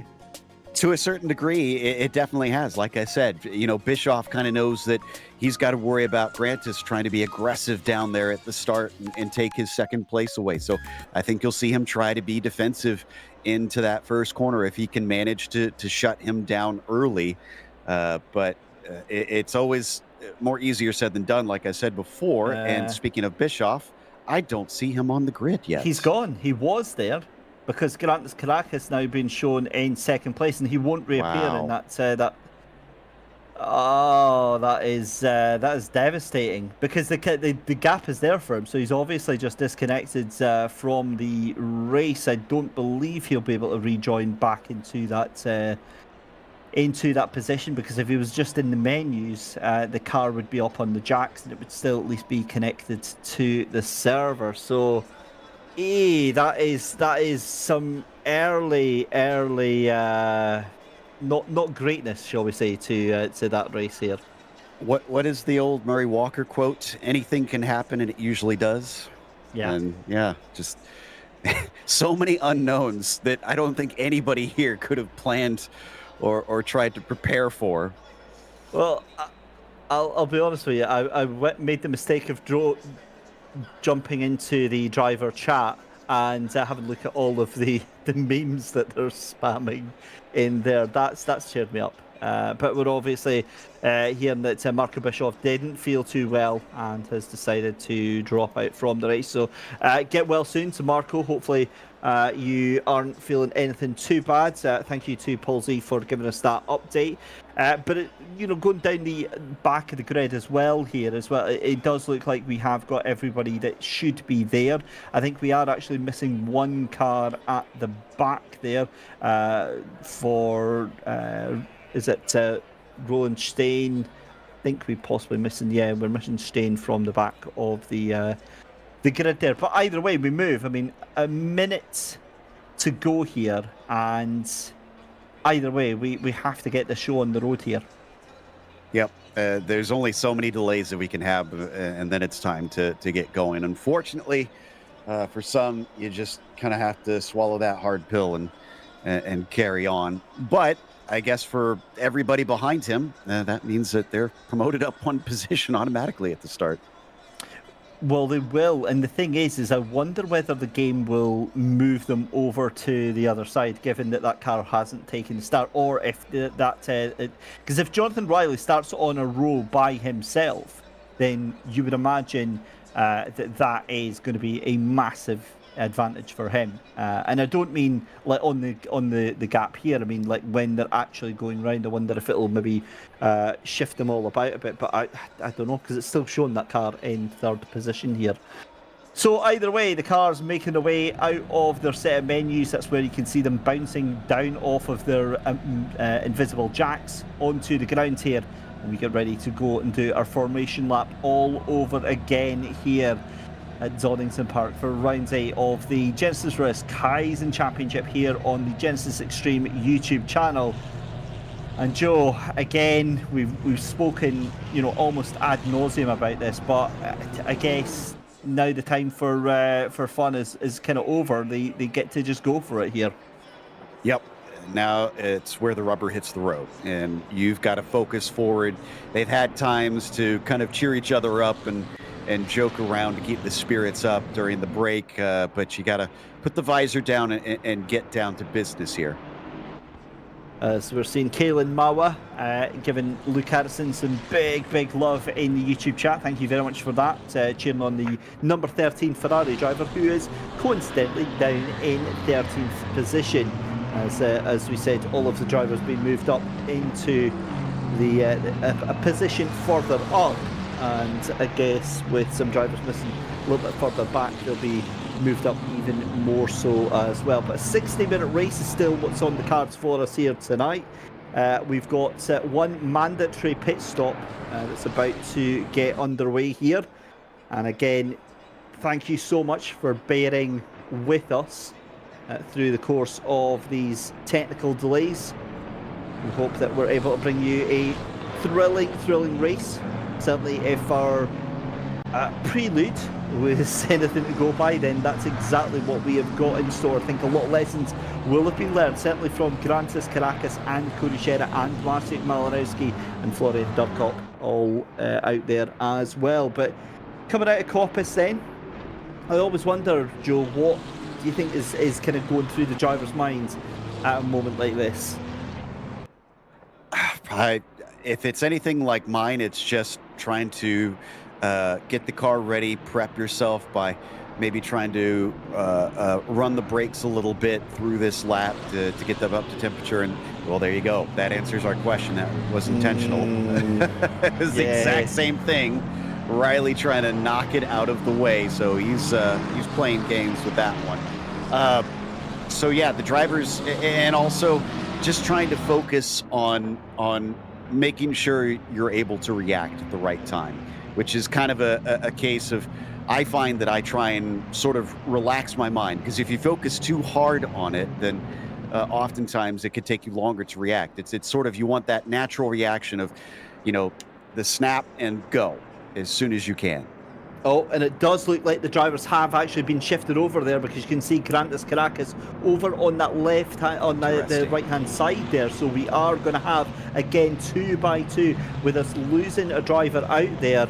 This is going to be very interesting to see indeed. So for the second time tonight, and hopefully the final time tonight, round 8 of the Genisus Kaizen Championship is underway here at Donington Park. It's a great start for Riley, but it's an even better start for Caracas as they go down into Redgate for the first time.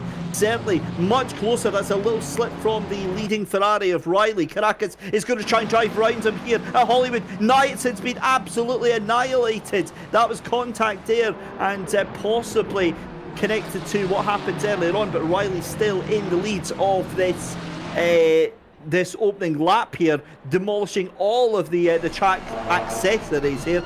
I don't know what it is. Riley's maybe just trying to run up the track accessory bill here at Donington. I was going to say he's making sure that some people have a job, I guess, at this track, but Riley is under a bit more of a threat, I think, from Caracas than last time.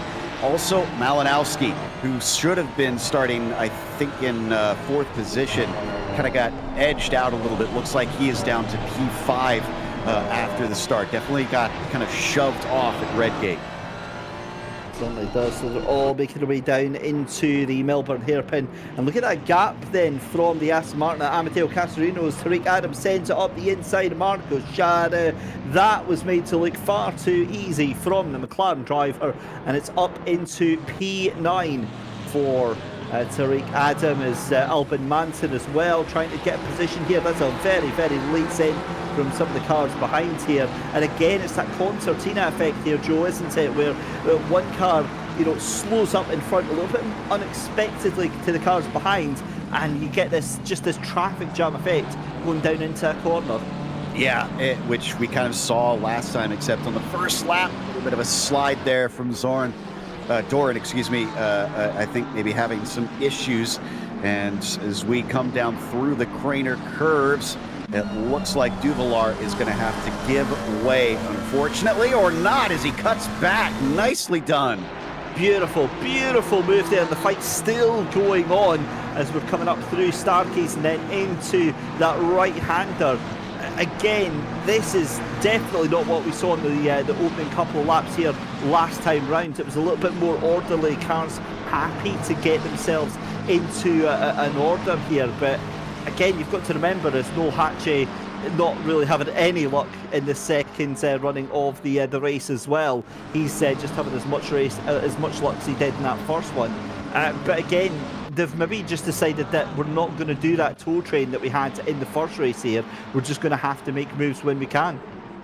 Well, Caracas is actually kind of running away a little bit from Sherritt. So I wonder if this actually might wind up being more of a two-horse race up at the front, as he takes the fastest lap, at least for now. We'll see what happens with those behind them. And it is looking, I'd actually say, a tad more spread out at the front of the field than what we saw in the first race. Look at that front pack.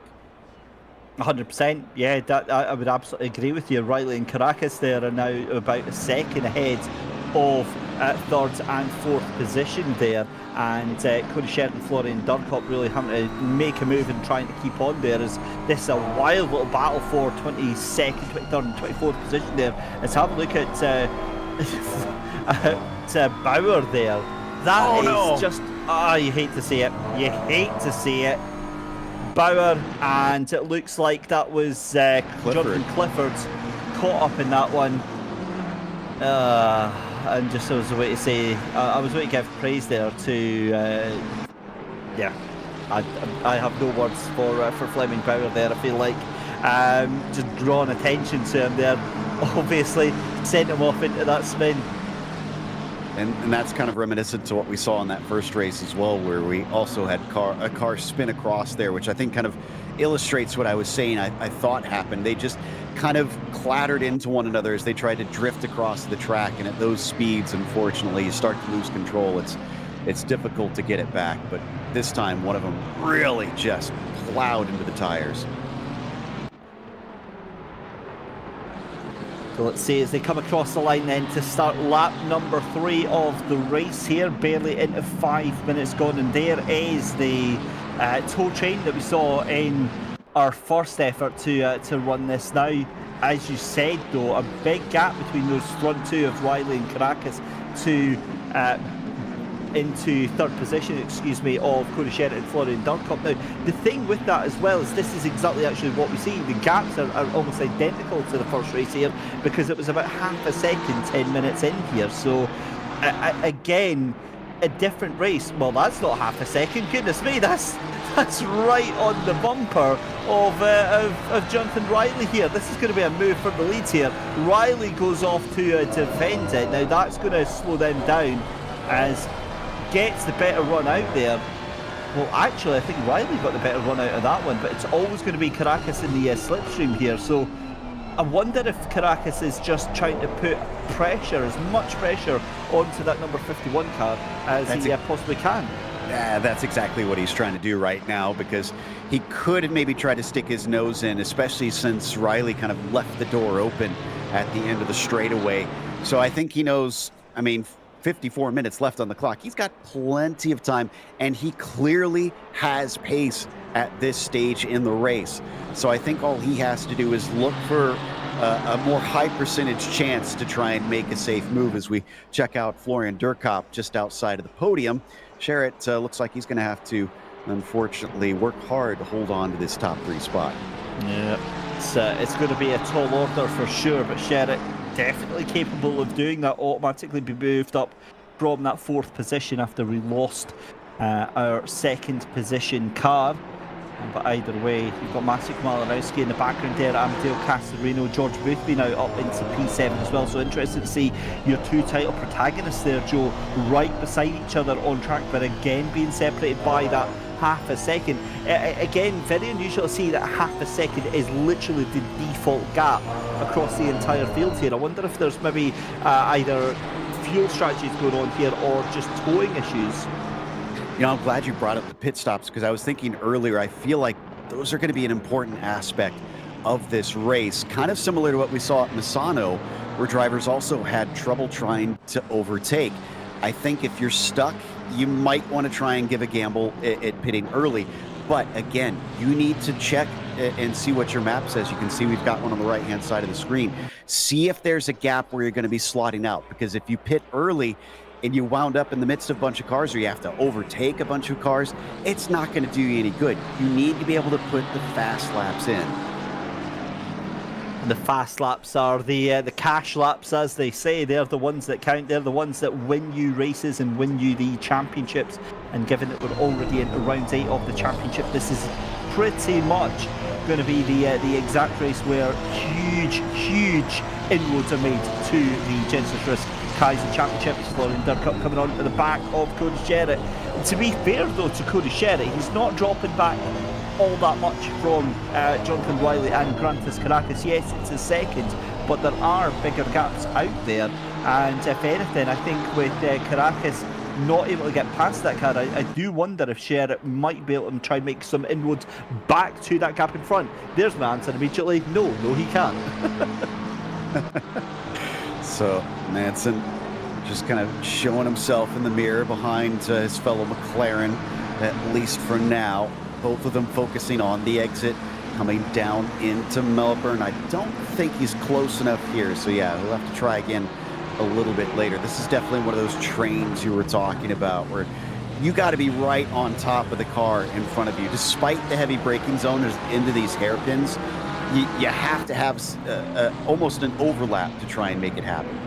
Yeah, that's a very interesting state of affairs, but we've barely done 10 minutes of the race here, and we've got these little packs of racing that are going on just now. Albin Manson in one of them, he's got Abe Santima in front, he's got Samir Foch behind, Zach Doran back in with the run here into the top 20 now in 17th position. Giovanni Porzio is in 18th as well. So again, something that I've said almost ad nauseum on these broadcasts here, Joe, is that no matter your skill level, no matter your ability, no matter how fast you are out there, you've always got someone to race with, and that just makes it so much easier.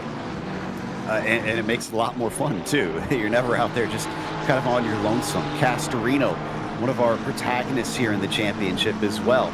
Kind of amazes me how much he is able to use his consistency on this one. Still sitting in 6th. It's, again, only 10 minutes in, so we could see him get a few more places. I mean, we've seen him get wins as well in this season. And yet, he doesn't seem panicked about this one. He's not looking around everywhere to try and make moves on Malinowski. He's just letting the race come to him. He's playing his strategy. In front of him, though, it looks like Durkop and Sherritt are going to go side by side around the outside. Worked well here for Florian, because I think that Malinowski is ready to pounce. Wasn't able to do it there, but he's got to be careful with these attacks, because he can leave the door open accidentally. Yeah, look at that. That's a 5-car train for 3rd position right now. That's allowing Grantis Caracas and Jonathan Riley to streak off into the sunset here at Donington Park. 2.8 seconds now is the gap. Sorry, 2.3 seconds is the gap to Cody Sherritt as well. So a second to the good now that they've dropped just because of this fight. Now, From experience here, Joe, I don't think it's going to be Florian Durkop that takes advantage of this. It's more likely to be Maciej Malinowski or Amadeo Castorino, because with that concertina effect, what we normally see is it's normally the car 2 or 3 back that actually is able to jump because of the hard work that, say, Florian Durkop is doing here. Absolutely, 100%. Or the one that it could be, do you see Boothby back there? I think he's just kind of waiting for these guys to start to get a little bit feisty and allow him some chances to make some moves. Look at him already trying to see if he could shake Castorino, but he's not taking it yet. Let's keep an eye on this, because this is a fascinating battle. We're also bringing in potentially Amadeo Castorino and George Boothby into the mix here. There is Amadeo Castorino, but then you've also got Noah Ader and Marco Schade. So this is really becoming quite the what was it we used to call it back in the day? It was a truly train, wasn't it? Back many years ago, it was a proper truly train.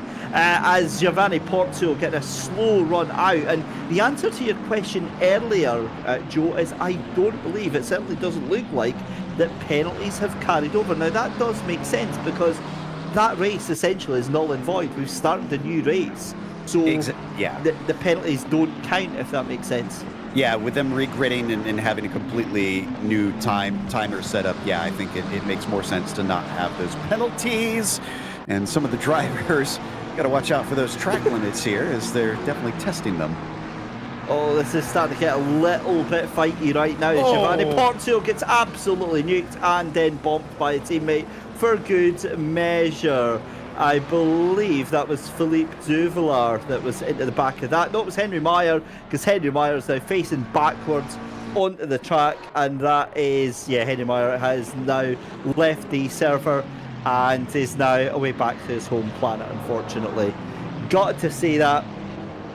Giovanni Porzio right at the back of the field here, and we go back to this fight for second position, and contact from Florian Durkop on Cody Sherritt, and surely that's going to be looked at. That looked like a very late and a very clumsy move, and Cody Sherritt absolutely furious with what just happened there.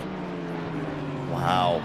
I mean, it's understandable if he's furious, because he was punted off the track on that one. Now, we might need to see it from a different angle, but I'm with you. I think that's likely going to see some sort of penalty, which Malinowski's going to love, because without having to lift a finger, that's going to put him on the podium.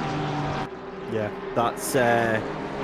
Wow, there we go. So Florian Durkop then up into P3 on the podium. But again, the question now is, who is actually going to benefit from that? Because you've also got Maciej Malinowski, you've got Amadeo Castorino, you've got George Boothby, Noah Ader, Marcus Schade, all within that time there. And we're seeing Marcus Schade on the right hand side in that Honda. So again, any one of these 6 cars could be able to jump up.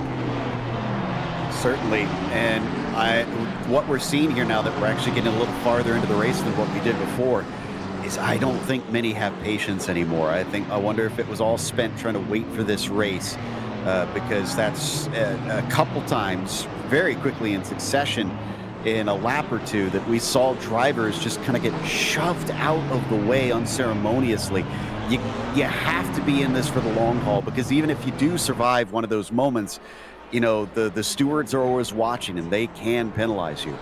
Yeah, they absolutely can, and I get the feeling they very likely will in that case. That's 2 punts that we've seen in the space of 1 lap, but 45 minutes left to go here in the 8th rounds of the Genisus Risk Kaizen Championship here from Donington Park. It is Jonathan Riley that leads Grandes Caracas by half a second, and then Florian Durkop in that final podium position right now.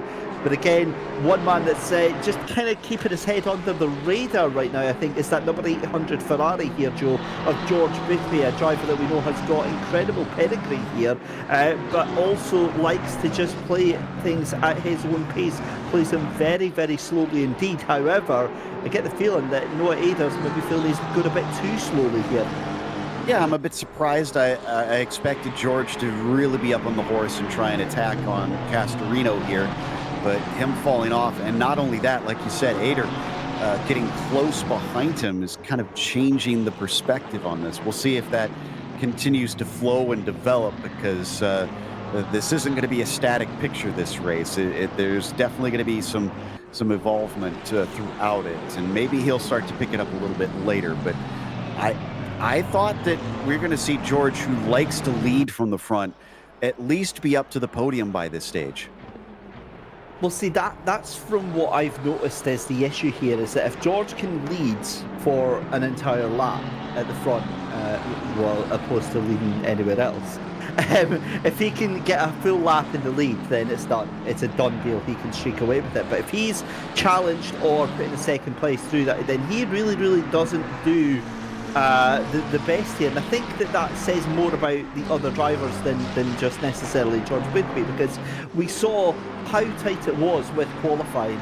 8 cars separated by 1/10 of a second here. So it could very well be that the other cars around him have got equal pace, if not better pace, than he's able to do today. Of course, no person is absolutely perfect, and that's exactly what we're seeing here today. As we cut back to your race leader here, Jonathan Riley, who is about 20 minutes into the race here and is dragging Grantis Caracas round with him. Now, interestingly, I think Caracas does have the measure of that car in front, and I wonder how much of this is fuel saving, I think, from that number 19 Ferrari. Wouldn't necessarily think this is a track where you'd probably try to do a whole lot of fuel saving. If you could do some, it might be worth it, but I'm not sure if it'd really get him what he's looking for here. I think it'd be better if he was right on top of him and keeping the pressure on that number 51, just making sure that he knows he can't make any little slip up or mistake, because he'll be there to snatch up that position as we watch the pedal cam down into the old hairpin, right back onto the throttle there for Jonathan Riley, and you won't see it lift again until we get to McLean's. Yeah, that is the case here, as watching the cars making their way around then for this 12th lap of the race here at Donington. Just outside the top 10, Tommy Rozier is in that 10th position. Again, the hard charger of Valentin Barry, not making his usual quick manoeuvres up through the field just now. Luke Addison in 12th position, Abe Santima in 13th. You've then got Alvin Manson in 14th, Samir Foch in 15th, Cody Sherritt down to 16th position from that fight in 3rd there, Zach Dawn in 17th, and then Philippe Duvlar in 18th, Eric Muska in 19th, and Tobias Muberg in 20th position. So again, those drivers outside the top 10, they really are going to have their work cut out to basically try and get themselves inside that top 10. Yeah, it's looking like it. We're starting to see some of the spread, like we had mentioned a little bit earlier, that sometimes there's a very big difference in speed around tracks like this, where they're quite technical, and being able to repeat that. Noah Ader, in the meantime, still working on Boothby, who is still not managing to catch up to Castorino. Maybe this is just one of George's bogey tracks. Potentially. It could be. I mean, George is very open about the tracks that he doesn't feel 100% fast on. But the other thing I've noticed as well is George does have the tendency to very slowly bring his tyres up to temperature and up to speed here, and that could be what we're seeing here. But again, being 0.8 of a second down on Amadeo Castorino makes it very, very difficult. As Noah Ader now, I think Ader is now starting to get a little bit impatient here, wants to try and get away past that Ferrari as soon as possible, because he'll be feeling under pressure, I would imagine, as well, from that 65 Honda behind him. Yeah, I'm glad you brought up Shada, because I was kind of thinking the same thing, that I am pretty sure that Noah's going to have to try and make smart moves when he makes this pass. He needs to make sure that he doesn't do something silly, or else Marco's going to try and snatch that one up, as the pit window is now open. So let's see who decides they want to try and get some clear air here. And Noah is one of them. Interesting. That certainly is. Or Shada, excuse me. Yeah, Shada into the pit lane there. So he is the first one to drop by. Again, this is one of those tracks here, Joe, that, or rather one of those championships where we've seen the first half of it, we thought the undercut was the really powerful thing. Then we saw the overcut, how powerful that could be, as we see Zach Doran into the pit lane as well here. Do you think that there's any preference for the drivers here in terms of where they're going to want to go? I think it will mostly come down to what we spoke about earlier, in that it'll depend on if you're stuck in traffic or not. If you're stuck in traffic, yeah, give it a shot as long as you think you can find an opening out there. If you're not, if you're just, kind of out there cruising and you're not under immense pressure, even if you are under pressure, stay out. I'd say try to run it as long as you can, force the other driver to blink. Yeah, for sure. 38 minutes left to go. And we've already had our first takers into pit lane, Marco Schade and Zach Doran. Are we going to have anybody else on this lap? Maybe it was a little bit late for people who'd already just gone by, but your race leader Jonathan Riley comes across the pit lane now. He's staying out, as is basically top 3, top 4, top 5, top 6. Nobody else deciding to go in at this early stage of the race. And I guess that's predictable, because what we normally see from the pit stops is 12 minutes to go, maybe even sort of 8 to 6 minutes to go. That's when they tend to decide to jump in. Seeing a couple of penalties actually coming in here thick and fast here, Joe. We'll get confirmation from race control very shortly, but it does look like Jonathan Clifford and Noel Hatchey being slapped about pretty heavily with those penalties.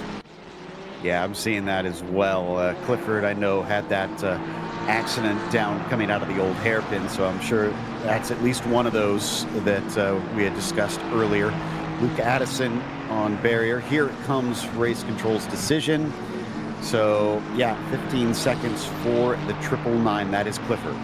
And that's just, so that's just one of them, because that's only 15 seconds.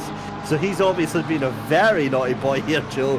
15 seconds for that one. What did he get these extra 10 seconds for then? So this is the next one that he got the 10 seconds for.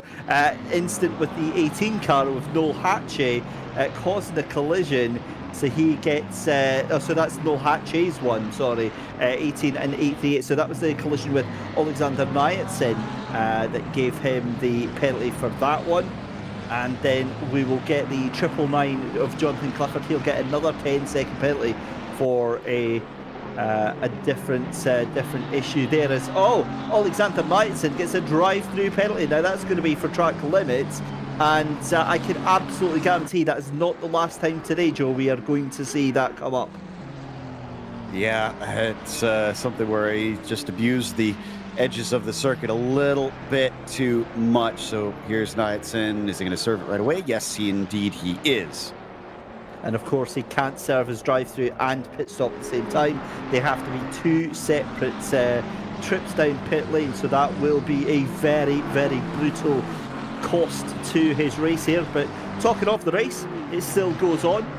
16 minutes left to go in the pit window here at Donington. Jonathan Riley in the lead from Grant Caracas. That gap going up ever so slightly now, 1/10 of a second to 6/10 now. I don't think it's anything too much to be worried about for Grant Caracas, but Florian Durkop, that gap going up again by around about a second here, Joe. So it's fairly stable at this halfway stage of the race.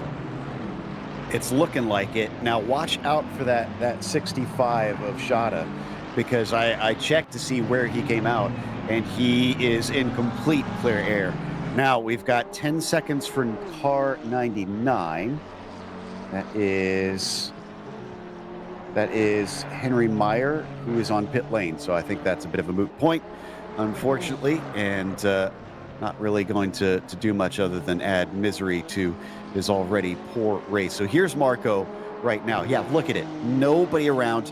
He has the 838 in front of him of Nyatsin, but I don't think he's catching him super quickly. So I'm pretty sure that Marco made the right call there. Even if he doesn't overtake his rival, I mean, he's still running the best pace possible right now. And of course, this is where the strategy really does come into play with that Honda. Hopefully, he'll be able to move up a couple of positions as we come back to Tariq Adam and Tommy Rozier. This is for P8 and P9.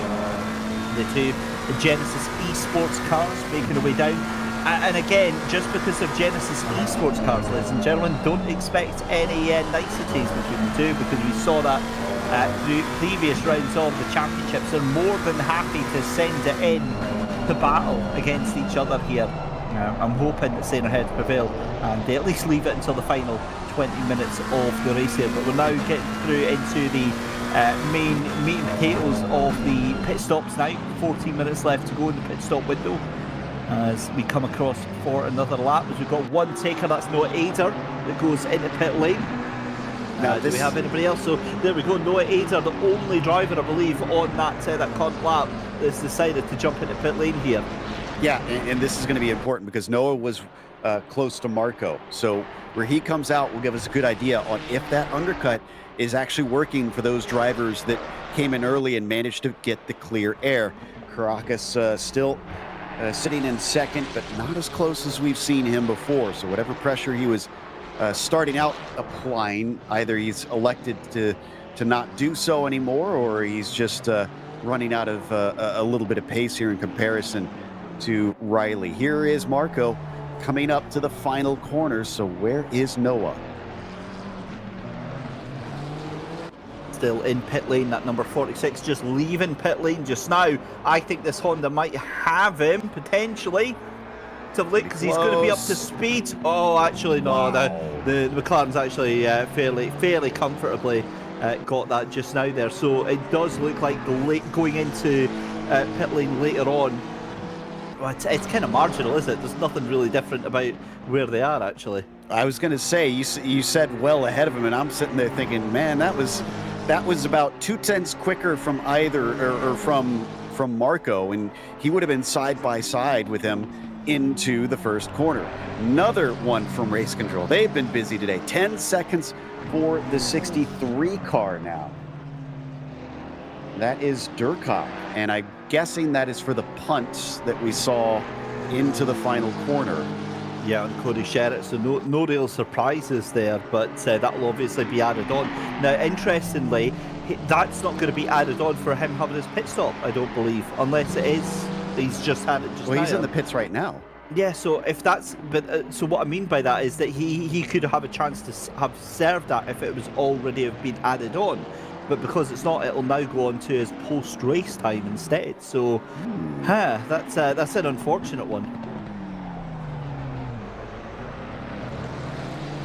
Just now we're hearing that it's been applied, I guess, supposedly in his pit stop. Okay. I suppose it could. There. Okay, so he's out now. How do we have data on how long his stop was as he emerges? And well, we'll have to find that one out, because I think okay, yes, it applied it because he is behind Ader and Shada, and he was ahead of them before the pit stop. So yes, I'm pretty certain that he got his penalty. Good shout, good catch on that one there, Joe. Thanks very much for keeping an eye on that one. Again, we shouldn't really be surprised that happened there. And again, I'm just trying to get a look at his lap times there. Listen, it is what it is. The stewards are obviously, as you rightly said, very, very busy here tonight. And I get the feeling that it's not going to slow down any, because we're only on to, what's that, lap number 10 that we're on to that one for the instants that are going on. So yeah, it's going to be a busy night for them, because we're already on to lap 20 here. So they've got a little bit of catching up to do, but again, that speaks volumes, I think, Joe, to the amount of effort that they put in and the scrutiny that they put to these incidents here. 100%. And honestly, I'm really impressed with the immediacy that the stewards are able to get to a lot of this stuff, because like we said, there's so much for them to be doing in this race. As Abe Santima is coming back out right in the thick of the action and just about slotting in behind. Is that Zier? No, it's Tariq. Yeah, that is Tariq Adam, that he is just, well, no, it's not actually.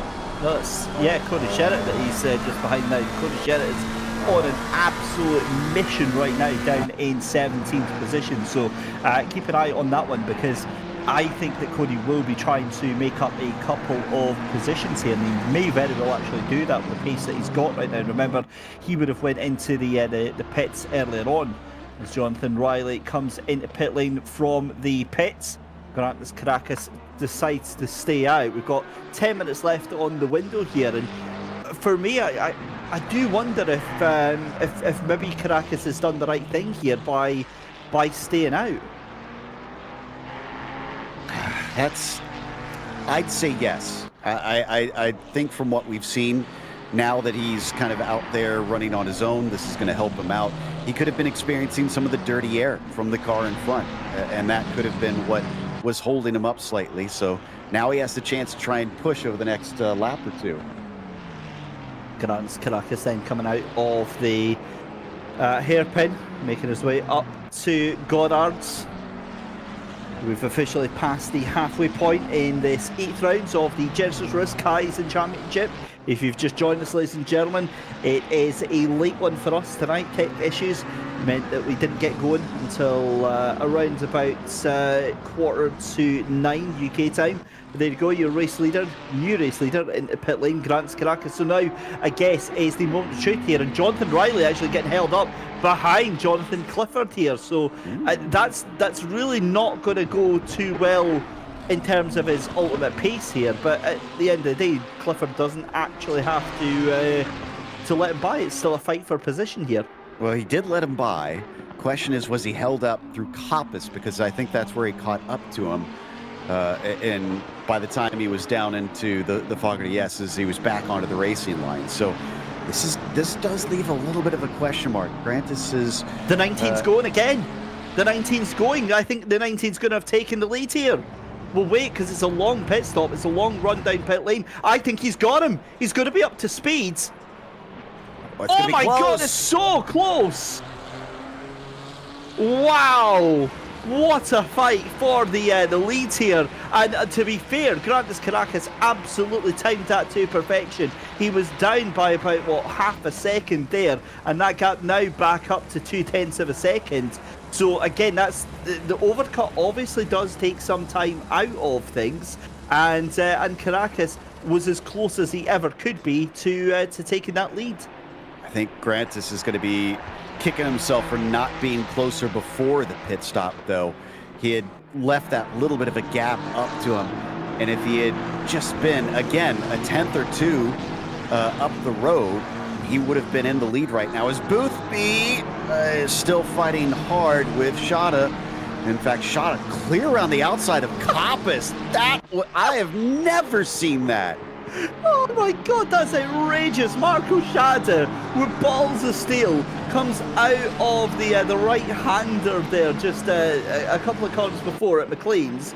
It runs right round the outside of the Ferrari, like he's not even... That is absolute disrespect from Marco Shada, and I am here for every single moment of that. That was amazing. What a move. I guess it really just shows you how much this setup on this Ferrari really not to George Boothby's liking just now. He really is struggling for pace.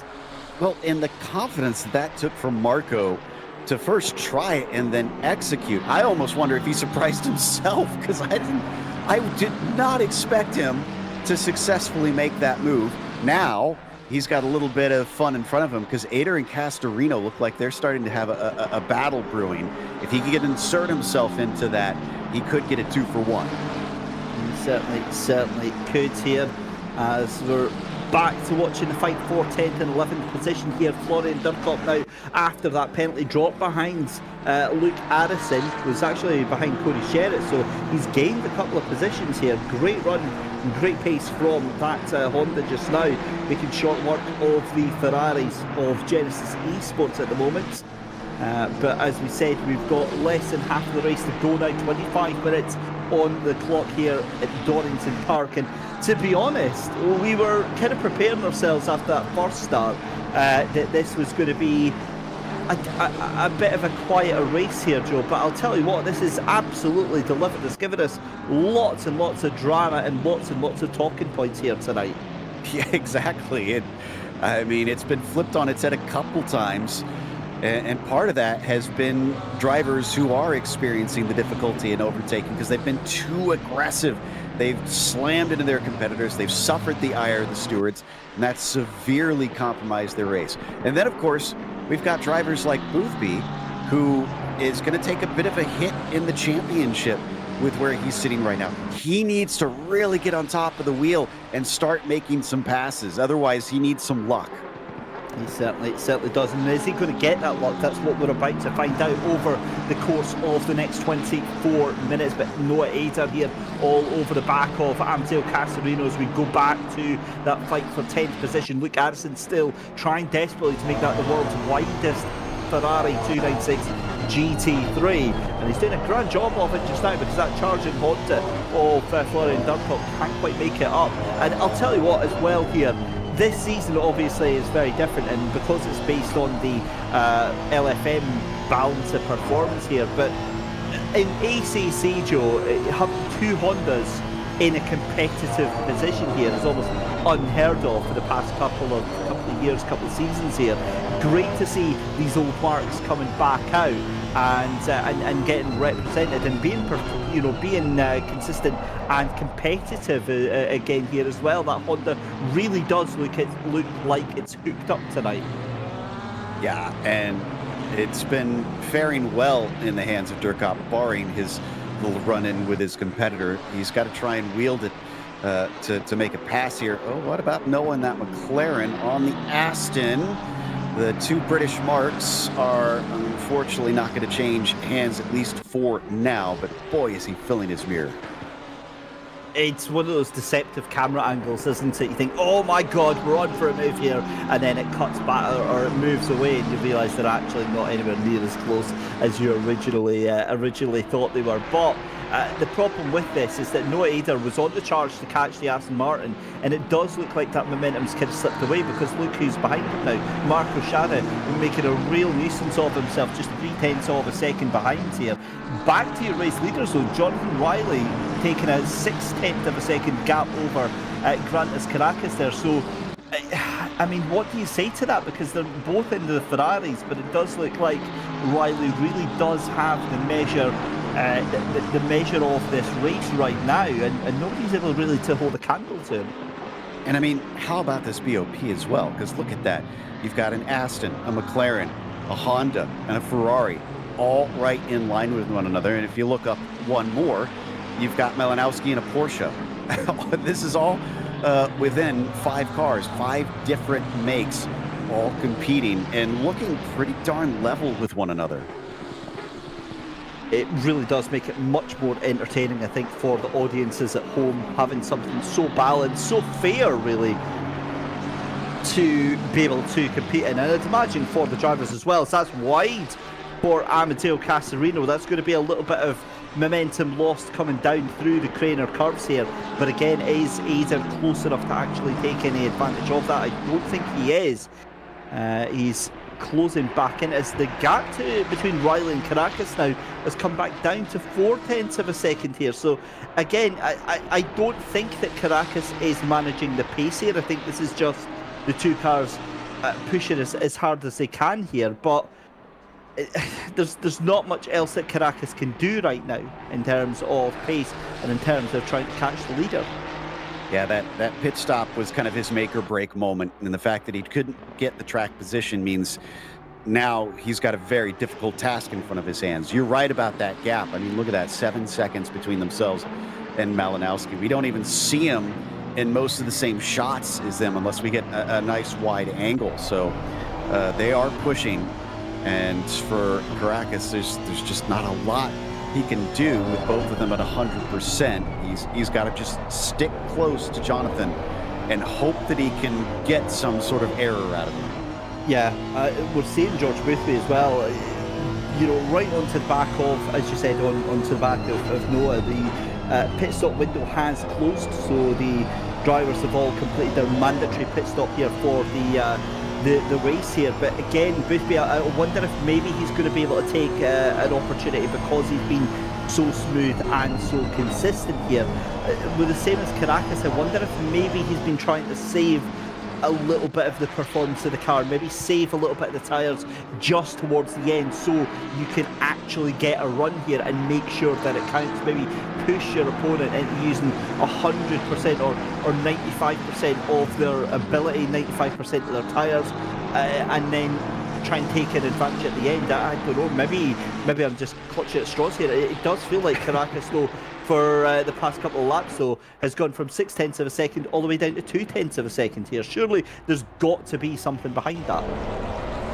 I'm not sure. I don't know how hot the track is right now either, because that could be a part of it. Am I seeing 32 Celsius on the surface right now?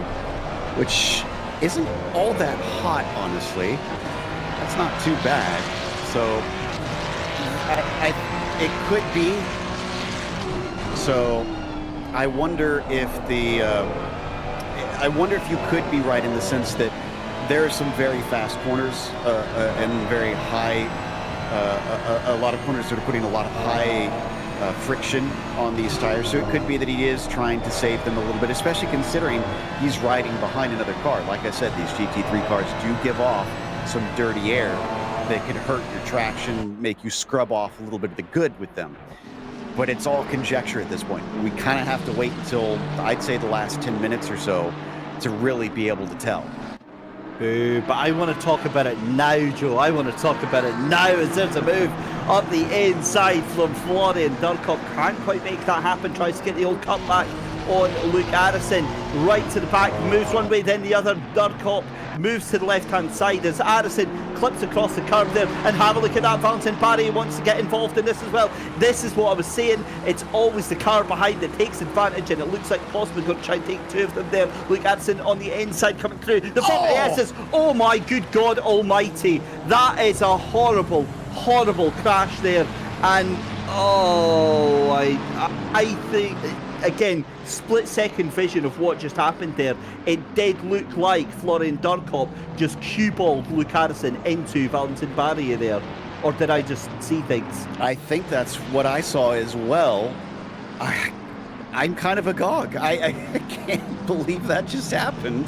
Especially because Valentin played the game so perfectly, waited so patiently for the right moment. It came, he was there, and something absolutely out of his control just shunted him off the course. He's got to be wondering what just went down. Yeah, that is pretty poor performance there from that little fight. And again, you know, I'll be honest with you, Valentin Barry played an absolute worldie on that one, an absolute blinder, because they were too busy fighting themselves, Luke Addison and Florian Durkop there. And he just took the opportunity and went right up the inside. Cannot wait to have a look at that. Can you imagine how busy oh, here we go then. Right on cue. I was going to say, can you imagine how busy our production team are trying to get that there? So a little bit of bump there from Florian Durkop onto Luke Harrison. Then Valentin Barry is just like, thanks so much. You're so kind, guys, leaving that gap for me. And to be fair, it wasn't deliberate. Florian did get caught off guard by when Luke braked, but it's like there's a corner. When do you think he's going to brake there? Oh, and you're the trailing car. It's your responsibility 100%. To make sure that you don't run into the car in front. So I still absolutely put that one on Florian. I feel bad for him because he's had a horrible day, but that's his fault. I mean, if they give a penalty out, it's absolutely going to be him. Oh, 100. No, there's no doubt about that. That has to be a penalty for, again, in our opinion. I'll throw that one right in there. But for us, yeah, there's nobody else that's at fault at that one. All I was trying to do was just try and take a tiny little bit of the. Yeah, actually, no, I'm quite happy. Just lock him up, getting sent to prison. That's a brutal murder. Committed unintentionally by Florian Durkop, and I've got a feeling that he will be getting a significant penalty. Look, at this point in the race here, Joe, even a 15-second penalty would take him right outside that top 15, possibly right outside the top 20. Well, I mean, these are the things that you have to manage if you're in the car. you're in control of your own destiny in a number of ways, and he did it to himself in this situation. George Boothby, though, is trying to be in control of his destiny, but still kind of stuck behind Shada. And now Razier has decided he wants to see if maybe he can demote George one more, as he's gotten awfully close to the back of that Ferrari. And again, this is where we've seen this all kicking off over the past 20 minutes here, that Honda able to hold on to George Boothby, but Tommy Rozier in the McLaren, maybe the McLaren's starting to come to life here. Maybe George Boothby has just decided that, yeah, I'm quite happy fighting for the positions that I've got here, so we'll keep an eye on that one. But also noticing the battle at the front with the Ferraris here, again that gap has gone back out to 0.6 of a second here. So it did look like whatever run that Caracas did have there, I think that has kind of all eased off here. I know we were looking for stories in it and kind of thinking of possible scenarios of what could be going on. What I think is most realistic, honestly, is that Riley and Caracas are just pushing their absolute maximum, and there's nothing in it between them. I just think that they're both evenly matched on this, and there's nothing that Grantis can do, even if he does have a little bit of an advantage, to try and make the overtake, since it is so tough. As I think George had a little bit of an off there and got some dirt on his tires. He tried to scrub them off. He's lucky he honestly didn't get too much of a slowdown there coming off into the grasses. What about Duvallard, who is side by side with the Bimmer down into, and maybe a little bit too far into the Melbourne hairpin? Yeah, Zach Doran gets the cutback, tries to cut along with him, but I think that McLaren is going to have the job done here into Goddard's then, as the BMW does try to go around the outside, but no such luck there. What I was also noticing is that fight with Marco Shara and George Boothby and Tommy Rozier here, actually coming up to the back of Noel Hatchie and Jonathan Clifford. We'll pretend that didn't happen from Amdale Casariel. Good God. That was... okay, that was a slightly aggressive move, shall we say? It was way off the track, that's for sure, and he got away with it. That's the important thing right there. And for Castorino, he knows, and I think he is pushing this hard, because he could try and take this away from Malinowski, and he needs to, because Malinowski is one of his main rivals in the points battle, so he's got to finish ahead of him. Well, let's keep an eye. In fact, there goes Noel Hatchie and Jonathan Clifford. They've all dropped back, or at least Jonathan Clifford has. I'm not sure if Noel Hatchie has, as Boothby is ahead of Shada, still just now. Oh, this is starting to get very, very tough and fighty all towards the end here. So Shada losing that position here to George Boothby, and then you've got Tariq Adam and Tommy Rozier all wanting to try and get that position back here. So this is going to allow George Boothby to get a little bit of a breather right now. You can't help feeling, though, with the fact that Jonathan Clifford is at the back of that group, that he might have seen exactly what happened there with that overtake from George Boothby on Marco Shada.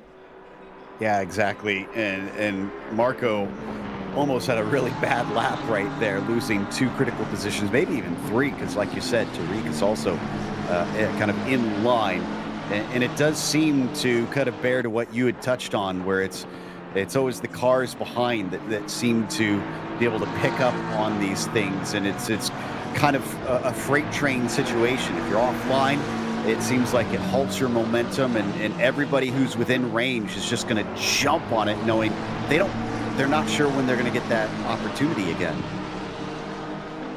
The thing is, they might not get that opportunity again, such as the way that this season's races have been going here.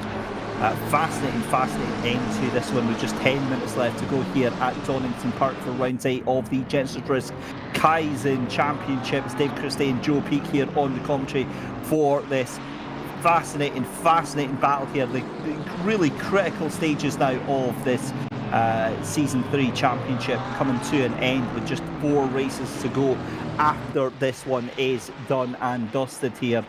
And again, a huge thank you to everyone who has stayed with us during the night. Huge apologies for the tech issues that have led us to being an hour behind, but we're getting there towards the end there. So I believe thankful is going to be Jonathan Riley, although on a charge again now is Grant Caracas again, just starting to take a little bit of time out of that car in front here. And again, I always wonder, because ACC has got such a visual model in terms of the tyre wear and the tyre heat that's going on, drivers can know instantly if they've maybe been pushing a little bit too hard, or if their tyre pressures are a little bit too high here.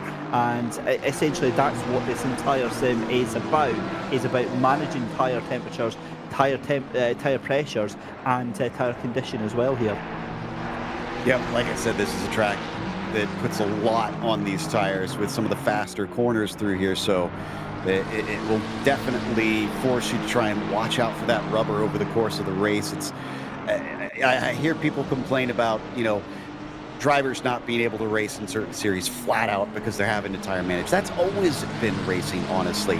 You're always trying to run as hard as you can for as long as you can, and part of that is making sure that your tires can stay underneath you. So it's a skill of the quickest drivers. It's not just about finding that one flat out lap. It's a race for every lap. Consistency has always been something, Joe, that we've always banged on about here, and that's exactly what we see on display at races like this, given that we are 60 minutes in, or 52 minutes in rather, and the gap from, say, the front to the back here is probably, I would say, about 40 seconds to about Noel Hatchie. I'd say is about 40 seconds in a 60-minute race. That is pretty damn impressive. Yeah, I mean, we always talk about how drivers are so close to one another. Castorino was looking close to Malinowski for a brief moment, but he's going to have to get back on top of it. Had a good run out of Coppice. Just don't think it's going to be enough here into the Fogarty S's. Now, I think if he can get a good run, that he's got a good shot at things here, but he needs to really get it, and he doesn't. He's not close enough. Well, let's see how this pans out, because there's always more, as drive-through penalty for Marco Schade just as he exits the Fogarty S's, and that is absolute disaster for the Honda driver. And Cody Sherritt gets a drive-through penalty as well. Florian Durkop with a 10-second penalty, as we saw for that collision with Luke Addison and our Aston Martin driver of Valentin Barrier here. So it's all fun and games right at the end here. Obviously, Florian got that penalty a little earlier on, but Cody and Marco keeping him good company there, as that's going to be Cody into pit lane. Yeah, I think we kind of saw that one coming, if we're honest, in a number of those cases. So at least for the stewards, and most of them, it's a pretty simple decision. We haven't seen anything that was kind of on the limit and more of a racing incident. We also have our regular driver of the day here, David. So let's see who is up for the award this time. Yeah, so we've got Jonathan Riley, we've got Amadeo Castorino, George Bidby, and Marco Schade all on offer tonight. Who do you think has done the business here? Obviously, still a couple of minutes left to go in the race, but for me personally, my vote, I think it'd have to be Riley out there in the lead, not just because he's leading, but because he's had control of the race. He's had control of Caracas, while everything else might have been going off and going a little bit crazy. He's been able to do this twice now, and just basically keep control of this entire race in exactly the same way both times. And I think the bigger thing is that Jonathan's just been unflappable, as Marco's going to serve his penalty now. So Riley, I think, deserves a pat on the back, even if he doesn't win the award, just for the fact that he had one of the best. Grant is just breathing down his neck this whole time, and I don't think we saw him flinch once. And that's exactly it. That's what makes a championship winning drive, is that unflappableness, that ability to... It's a double-edged sword, isn't it? Because, unflappableness, it's that ability to react to anything by not reacting as well, being able to keep your cool and just being able to keep a level head, and that's exactly what we've seen here. But 5 minutes left to go, so we've got 3 laps left to go in this race. I would imagine maybe 2.5.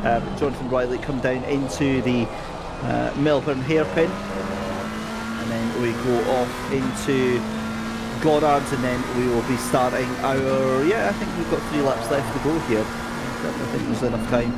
As into the old hairpin, Noel Hatchie trying to close onto the back of Chris Radke there. And again, this is where the drive-throughs come from, these excursions out of track limits where they're maybe just going a little bit too far over the curb there.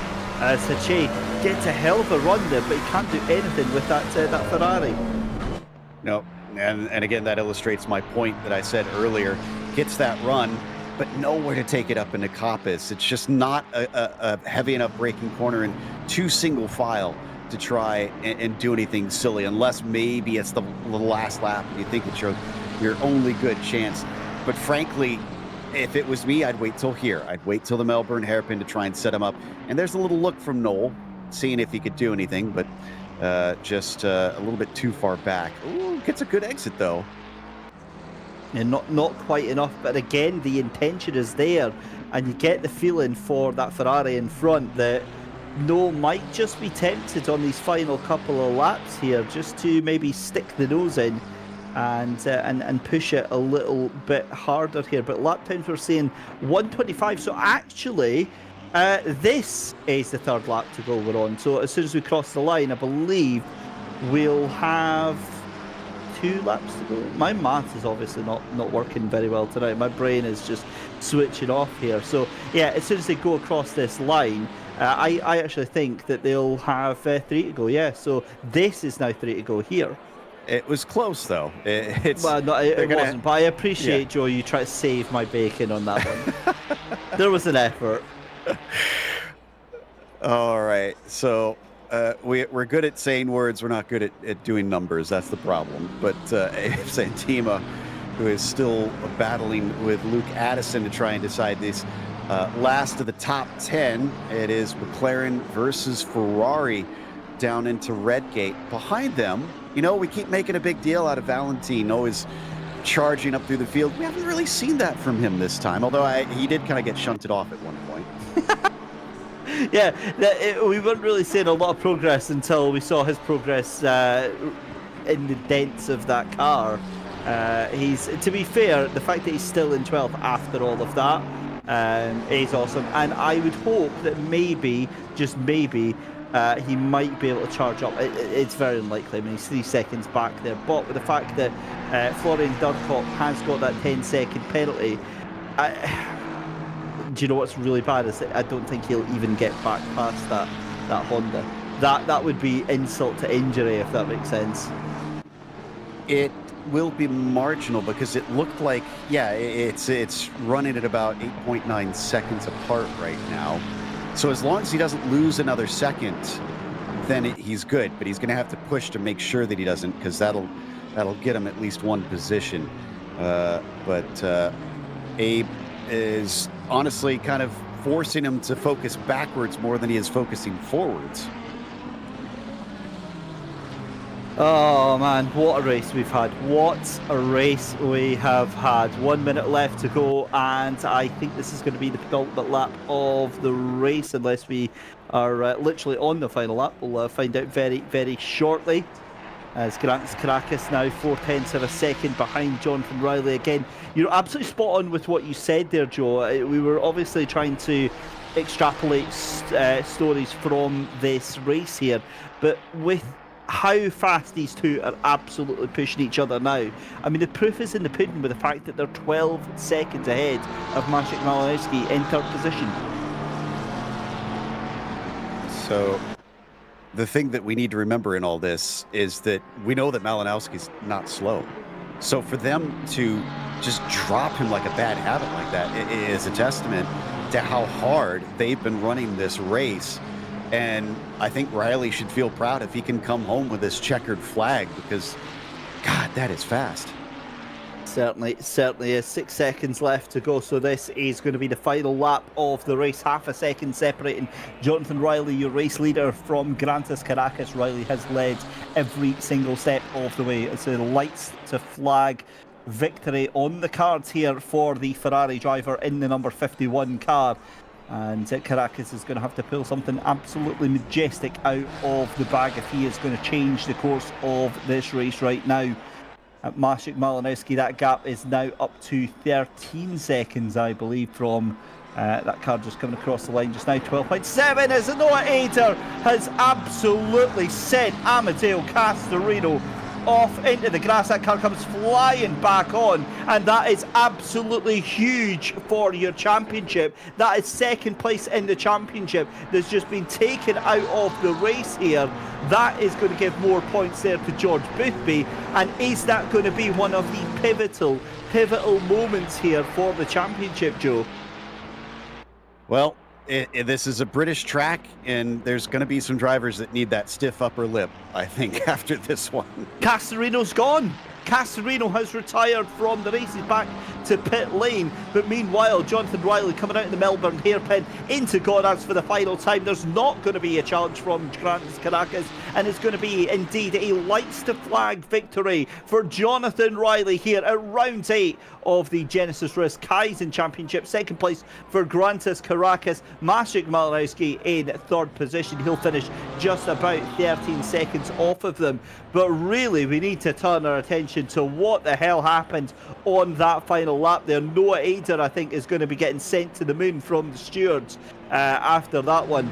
Again, we're saying that we caught the tail end of the incident, so we've got no context of what happened there. But meanwhile, Noah Ader in fourth position, George Boothby in P5, Tommy Rozier in P6, Sadiq Adam finishes in P7, Florian Durkop is in P8, but he will finish in P11, P10 I believe.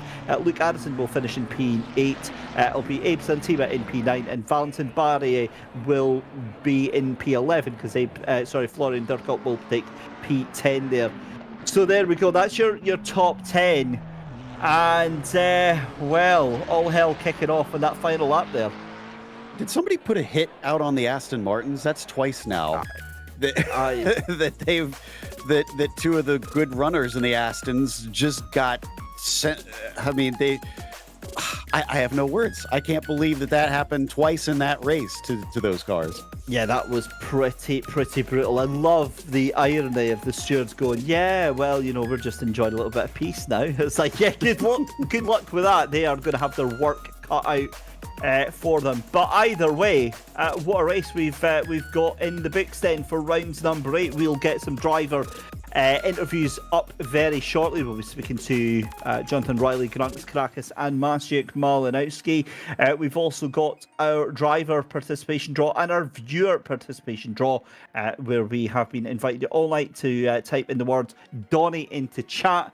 And the winner chosen at random gets a $10 Steam gift card. So yeah, what an awesome race. Also, a reminder, ladies and gentlemen, claim your lifetime license for ACC Drive. ACC Drive is your one-stop shop for everything to settle course at Competizione, whether you need a hand setting up those kick-ass setups for your competitions, or you need some live timing or a beautiful overlay for your stream. ACC Drive is everything you need in one box. Get a lifetime license for just €25 by scanning the codes there.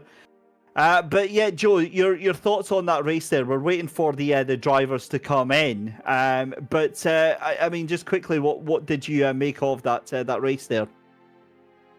That did not go the way that I expected, but it definitely gave us a lot to talk about, which I'm glad about, because we were worried it was going to be a little dull, and I would not call that a dull race. Well, let's bring in Jonathan Riley for a chat, our race winner. Jonathan, congratulations on that lights to flag victory there. Obviously, you had Grandes Caracas behind you, but did you see much of the chaos going on behind?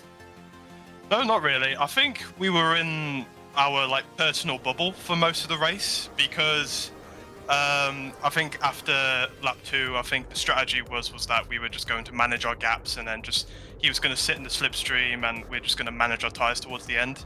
I didn't get to see much of what happened a bit far back, but at least, hey, if there was chaos, at least we were far away from it.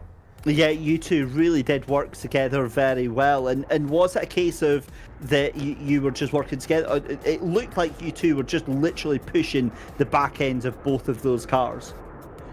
We kind of were, actually. I think Grantas was a little bit more, he was a little bit more conservative, because of course he was sitting in the slipstream. So if he loses a little bit on the exit, his slipstream would sort of bring himself back towards my car. And I think he managed his tyres a little bit better than mine. And of course, being the car in front, you can't really make a mistake, because if you make a mistake, obviously the car goes past, and then you're just going to have to wait for him to make a mistake around Donington as well. So I think I was really nervous. That's why I was pushing so much, especially in the chicane. Like that chicane, like if you're millimeters on too much on the inside or the outside, you can either get a track limit, or worse, you can hit the grass and spin out. So yeah, it was quite nerve-wracking for me, but I think Grantas was a little bit more conservative, and I think that was the way it was. And obviously 4 more rounds left in the championship. What are we hoping to achieve from the rest of the races? I think after a few withdrawals due to university stuff, I'm not exactly sure. I don't know about the championship standings, but I think the most important championship is Grantas's championship. I think P2, he scored a very good race today, and I think it's going to very well help him for points. I don't know about the rest of the guys. I don't know who he's exactly fighting for, but I think the most important championship fight right now is Grantas, and I think he did a very good race today. Well, just to round things off, Jonathan, congratulations on not only winning, but you've won today's Driver of the Day vote for our viewers at home. Anything you'd like to say to them? Thanks, boys and girls. That's it, short and Thank sweet. Is there anybody at home you want to say thank you to, any sponsors or anything like that? Oh, of course, my sponsors. Yeah, I'd like to thank Frostmaster, Bit Defender. Oh dear, I should have revised my sponsor names. Oh my god. HP, new sponsor, of course, for Scuderia Ferrari. Oh my god, I really hope I don't. Wow, you Really? literally, Oh my Jonathan, God. you had Oh one my job. God. I mean, driving fast, and Oh you've got to no. pay the bills here. Ladies and gentlemen, this is a demonstration. Pro Esports, you need to remember your sponsor names. But listen, Jonathan, congratulations nonetheless on both efforts. Will we see you next week? Oh yes, you will. You will. Excellent stuff. Well, listen, congratulations, and we'll speak to you very soon. Thank you. Cheers, guys. So there we go, Jonathan Riley having a chat with us. Let's go and bring in for our very own Joe Peak to have a chat with. Second place in that, and it's Grantas Caracas. So Joe, over to yourself. Yeah, Grantas, congratulations. Second place. You filled in some of our story because we were wondering if you guys were pushing one another, and it sounded like it was more of working together, which makes the gap that you pulled on the field all the more impressive. Yeah, we're pushing and helping each other at the same time, honestly. Yeah, it was a great race. He had amazing pace compared to the rest of the field. You know, really happy with our performance, and yeah, looking forward to the next round. Well, and it sounded like Jonathan said that much of the focus is on making sure that you've got a good shot at the championship. With how you've been performing so far in this one, if it comes down to it, would you have a wingman that would let you by, or would you guys play it as, you have to earn every point? If at the end of the championship, like at the last race or two, there's a situation where there's a chance that I can win the championship if I gain more points, of course we will obviously try to work together, maybe letting me go or helping me. So yeah, absolutely. But now, it's kind of hard to really fight for the championship anymore because I had 3 really bad rounds. I didn't even finish, I think, 3 of those. So yeah, we're still looking for a top 3 finish, but yeah, we'll see. Well, what did you think of this track in particular? It took us a couple tries to get it going, but we were worried it would be a bit of a dull race. It may have been for you guys, but those behind certainly gave us excitement. How did it drive? Yeah, Donington is always a tough track to race on, both in quali and race. In quali it's really hard to get the lap in because every single corner is so tight and really hard to make it right, to do it perfectly. So yeah, quali was really important, obviously, because there's there's not much overtaking opportunities in this track. So quali was important. We did a really good quali as a team, and in the race, just managing the pace, managing the tires, which is really important as well on this track. and yeah, did really well and was quite enjoyable. Again, just really impressed with how the two of you managed to control this race. Congratulations on the podium. Yeah, thanks guys. See you. Karakis finishing P2. David, sounds like, have you caught up with our third place finisher, Malinowski? Yep, Maciek Malinowski just waiting to jump in. Here he comes in. Maciek, congratulations on getting that P3 on tonight's race here. That was slightly crazy, given everything that was going on outside the top two. Yeah, it was an interesting race. We had that restart, so that definitely made it crazy with all the waiting and reshuffling. I kinda got screwed over a little bit at the start because of it, because I gained positions initially, but then on the restart I was on the outside, and then I lost positions, even though I made a really good attempt around turn 1. So that put me on the back foot, but I just had that I do not have the pace of the Ferraris, but I knew what I could have done alone, so I was just waiting for something to happen between Honda ahead of me and the Ferrari, because I was kind of expecting that they're gonna be aggressive. The Honda had so much pace and just acceleration, so it was just a matter of time when he goes for a move. In the first time when they did have a side-by-side, I tried to as well get involved in that. It wasn't enough, but then the second time around, Florian just misjudged it a little bit himself, so I just got 2 freebies, and then it was about bringing it home and just getting some experience for 2 more LFM Pro Series. Yeah, of course, this series feeds on nicely to the LFM Pro Series, but Maciek, a lot of race knowledge has to come into that as well for yourself, knowing that the Honda and the Ferrari in front, battling it out there. And is there a point that you think, actually, I'm going to keep with them, but I'm not going to get myself too involved with this? Yeah, that's exactly what I was doing, because I just want to get the mileage, let's say, in and get that experience for tomorrow. Because for today, I didn't practice too much. The event itself is more like a practice. So I was just happy to deliver in quality. That's what I want to do tomorrow as well. Because that in practice, I was kind of looking at around a 0.7 lap. That was my personal best. And then in qualifying, I did personal best first and second sector. And then I just, took it a little easier through the hairpins, just to make sure I delivered the lap, right? So it's just about making sure that whenever there is time to deliver and not jump too soon. Like, I know I don't have the pace of the Ferraris. Is it the car? Is it me? Who knows? But I just know I don't have that pace that they had. So I'm just gonna do my own thing, deliver on what I think I can, and I have my own rivals.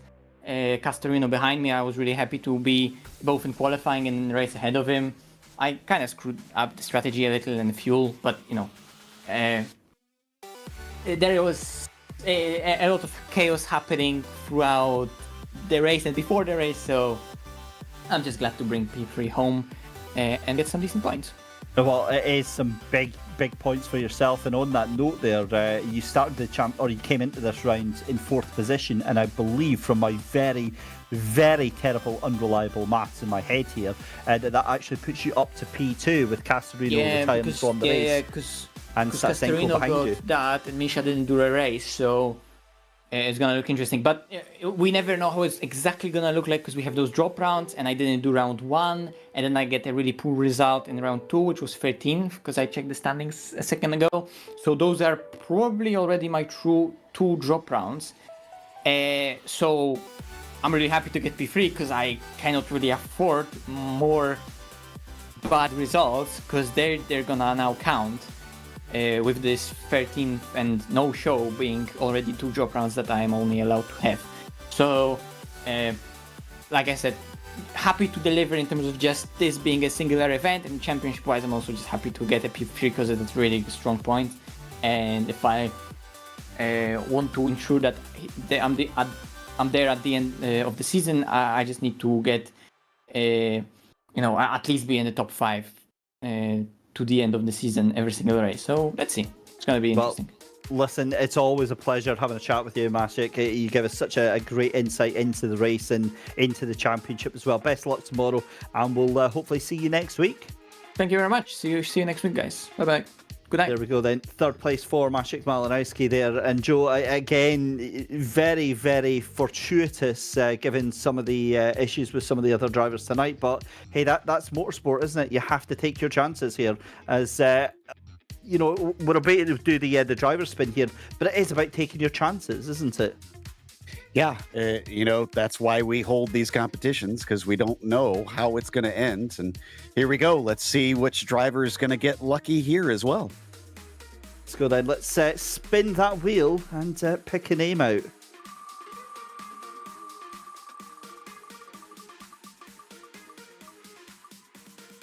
And that is going to be Albin Manson. So congratulations to Albin Manson. He wins our driver participation prize for tonight.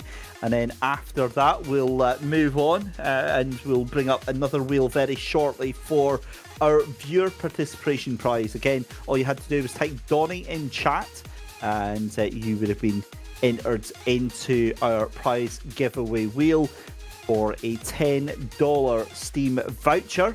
Lots of names on there. Christian Venter on there again. I can see let's see, Richard Hawkins, Wayne Hawkins, Abe Santima's in there. Yeah, okay. All right, let's spin the wheel and let's see who we get for tonight. And no, come on. All right, I'll take that. Right, Bakoko. Congratulations, Bakoko, you've won. I'm not giving it to Abe. Congratulations to Bakoko for winning our $10 Steam voucher. Let's have a quick recap then of the calendar for the season. We've just done round 8 here at Donington Park. We move on next week for Monza, where I will be doing it live, possibly from the company of our broadcast producer Daniel Costello, but I will be joining you live from South Africa next week here, Joe. So that'll be an interesting affair. Absolutely. Hopefully I'll get to join you down there at some point, but you'll have to tell me how it goes. I certainly will. Well, listen, thanks very much, everyone, for watching tonight. I've been Dave Christie. In the commentary booth with me tonight, as always, has been Joe Peake. Very, very grateful for you sticking with us after the tech issues earlier on. Thank you to our commercial partners as well, at Coach Dave Academy, and as well at ACC Drive, as well as IMB Racewear. And a huge thank you to Genesis Extreme, proud suppliers of immersive labs. But that's all for us tonight. We're off to Italy next week for rounds number 9 of the Genisus Kaizen Championship. Until then, have a wonderful week, and we'll see you very soon. The engines roar in the background, the sun begins to set, the green flag flies, and we are racing here in very, very sketchy deep contact, and there goes Valentin Barrier. Oh, the leader's lost it. Noah Ader loses it into the gravel in the final corner, loses the lead. That's an amazing bit of work there from Luke Harrison. Inside we have three abreast heading into Brual.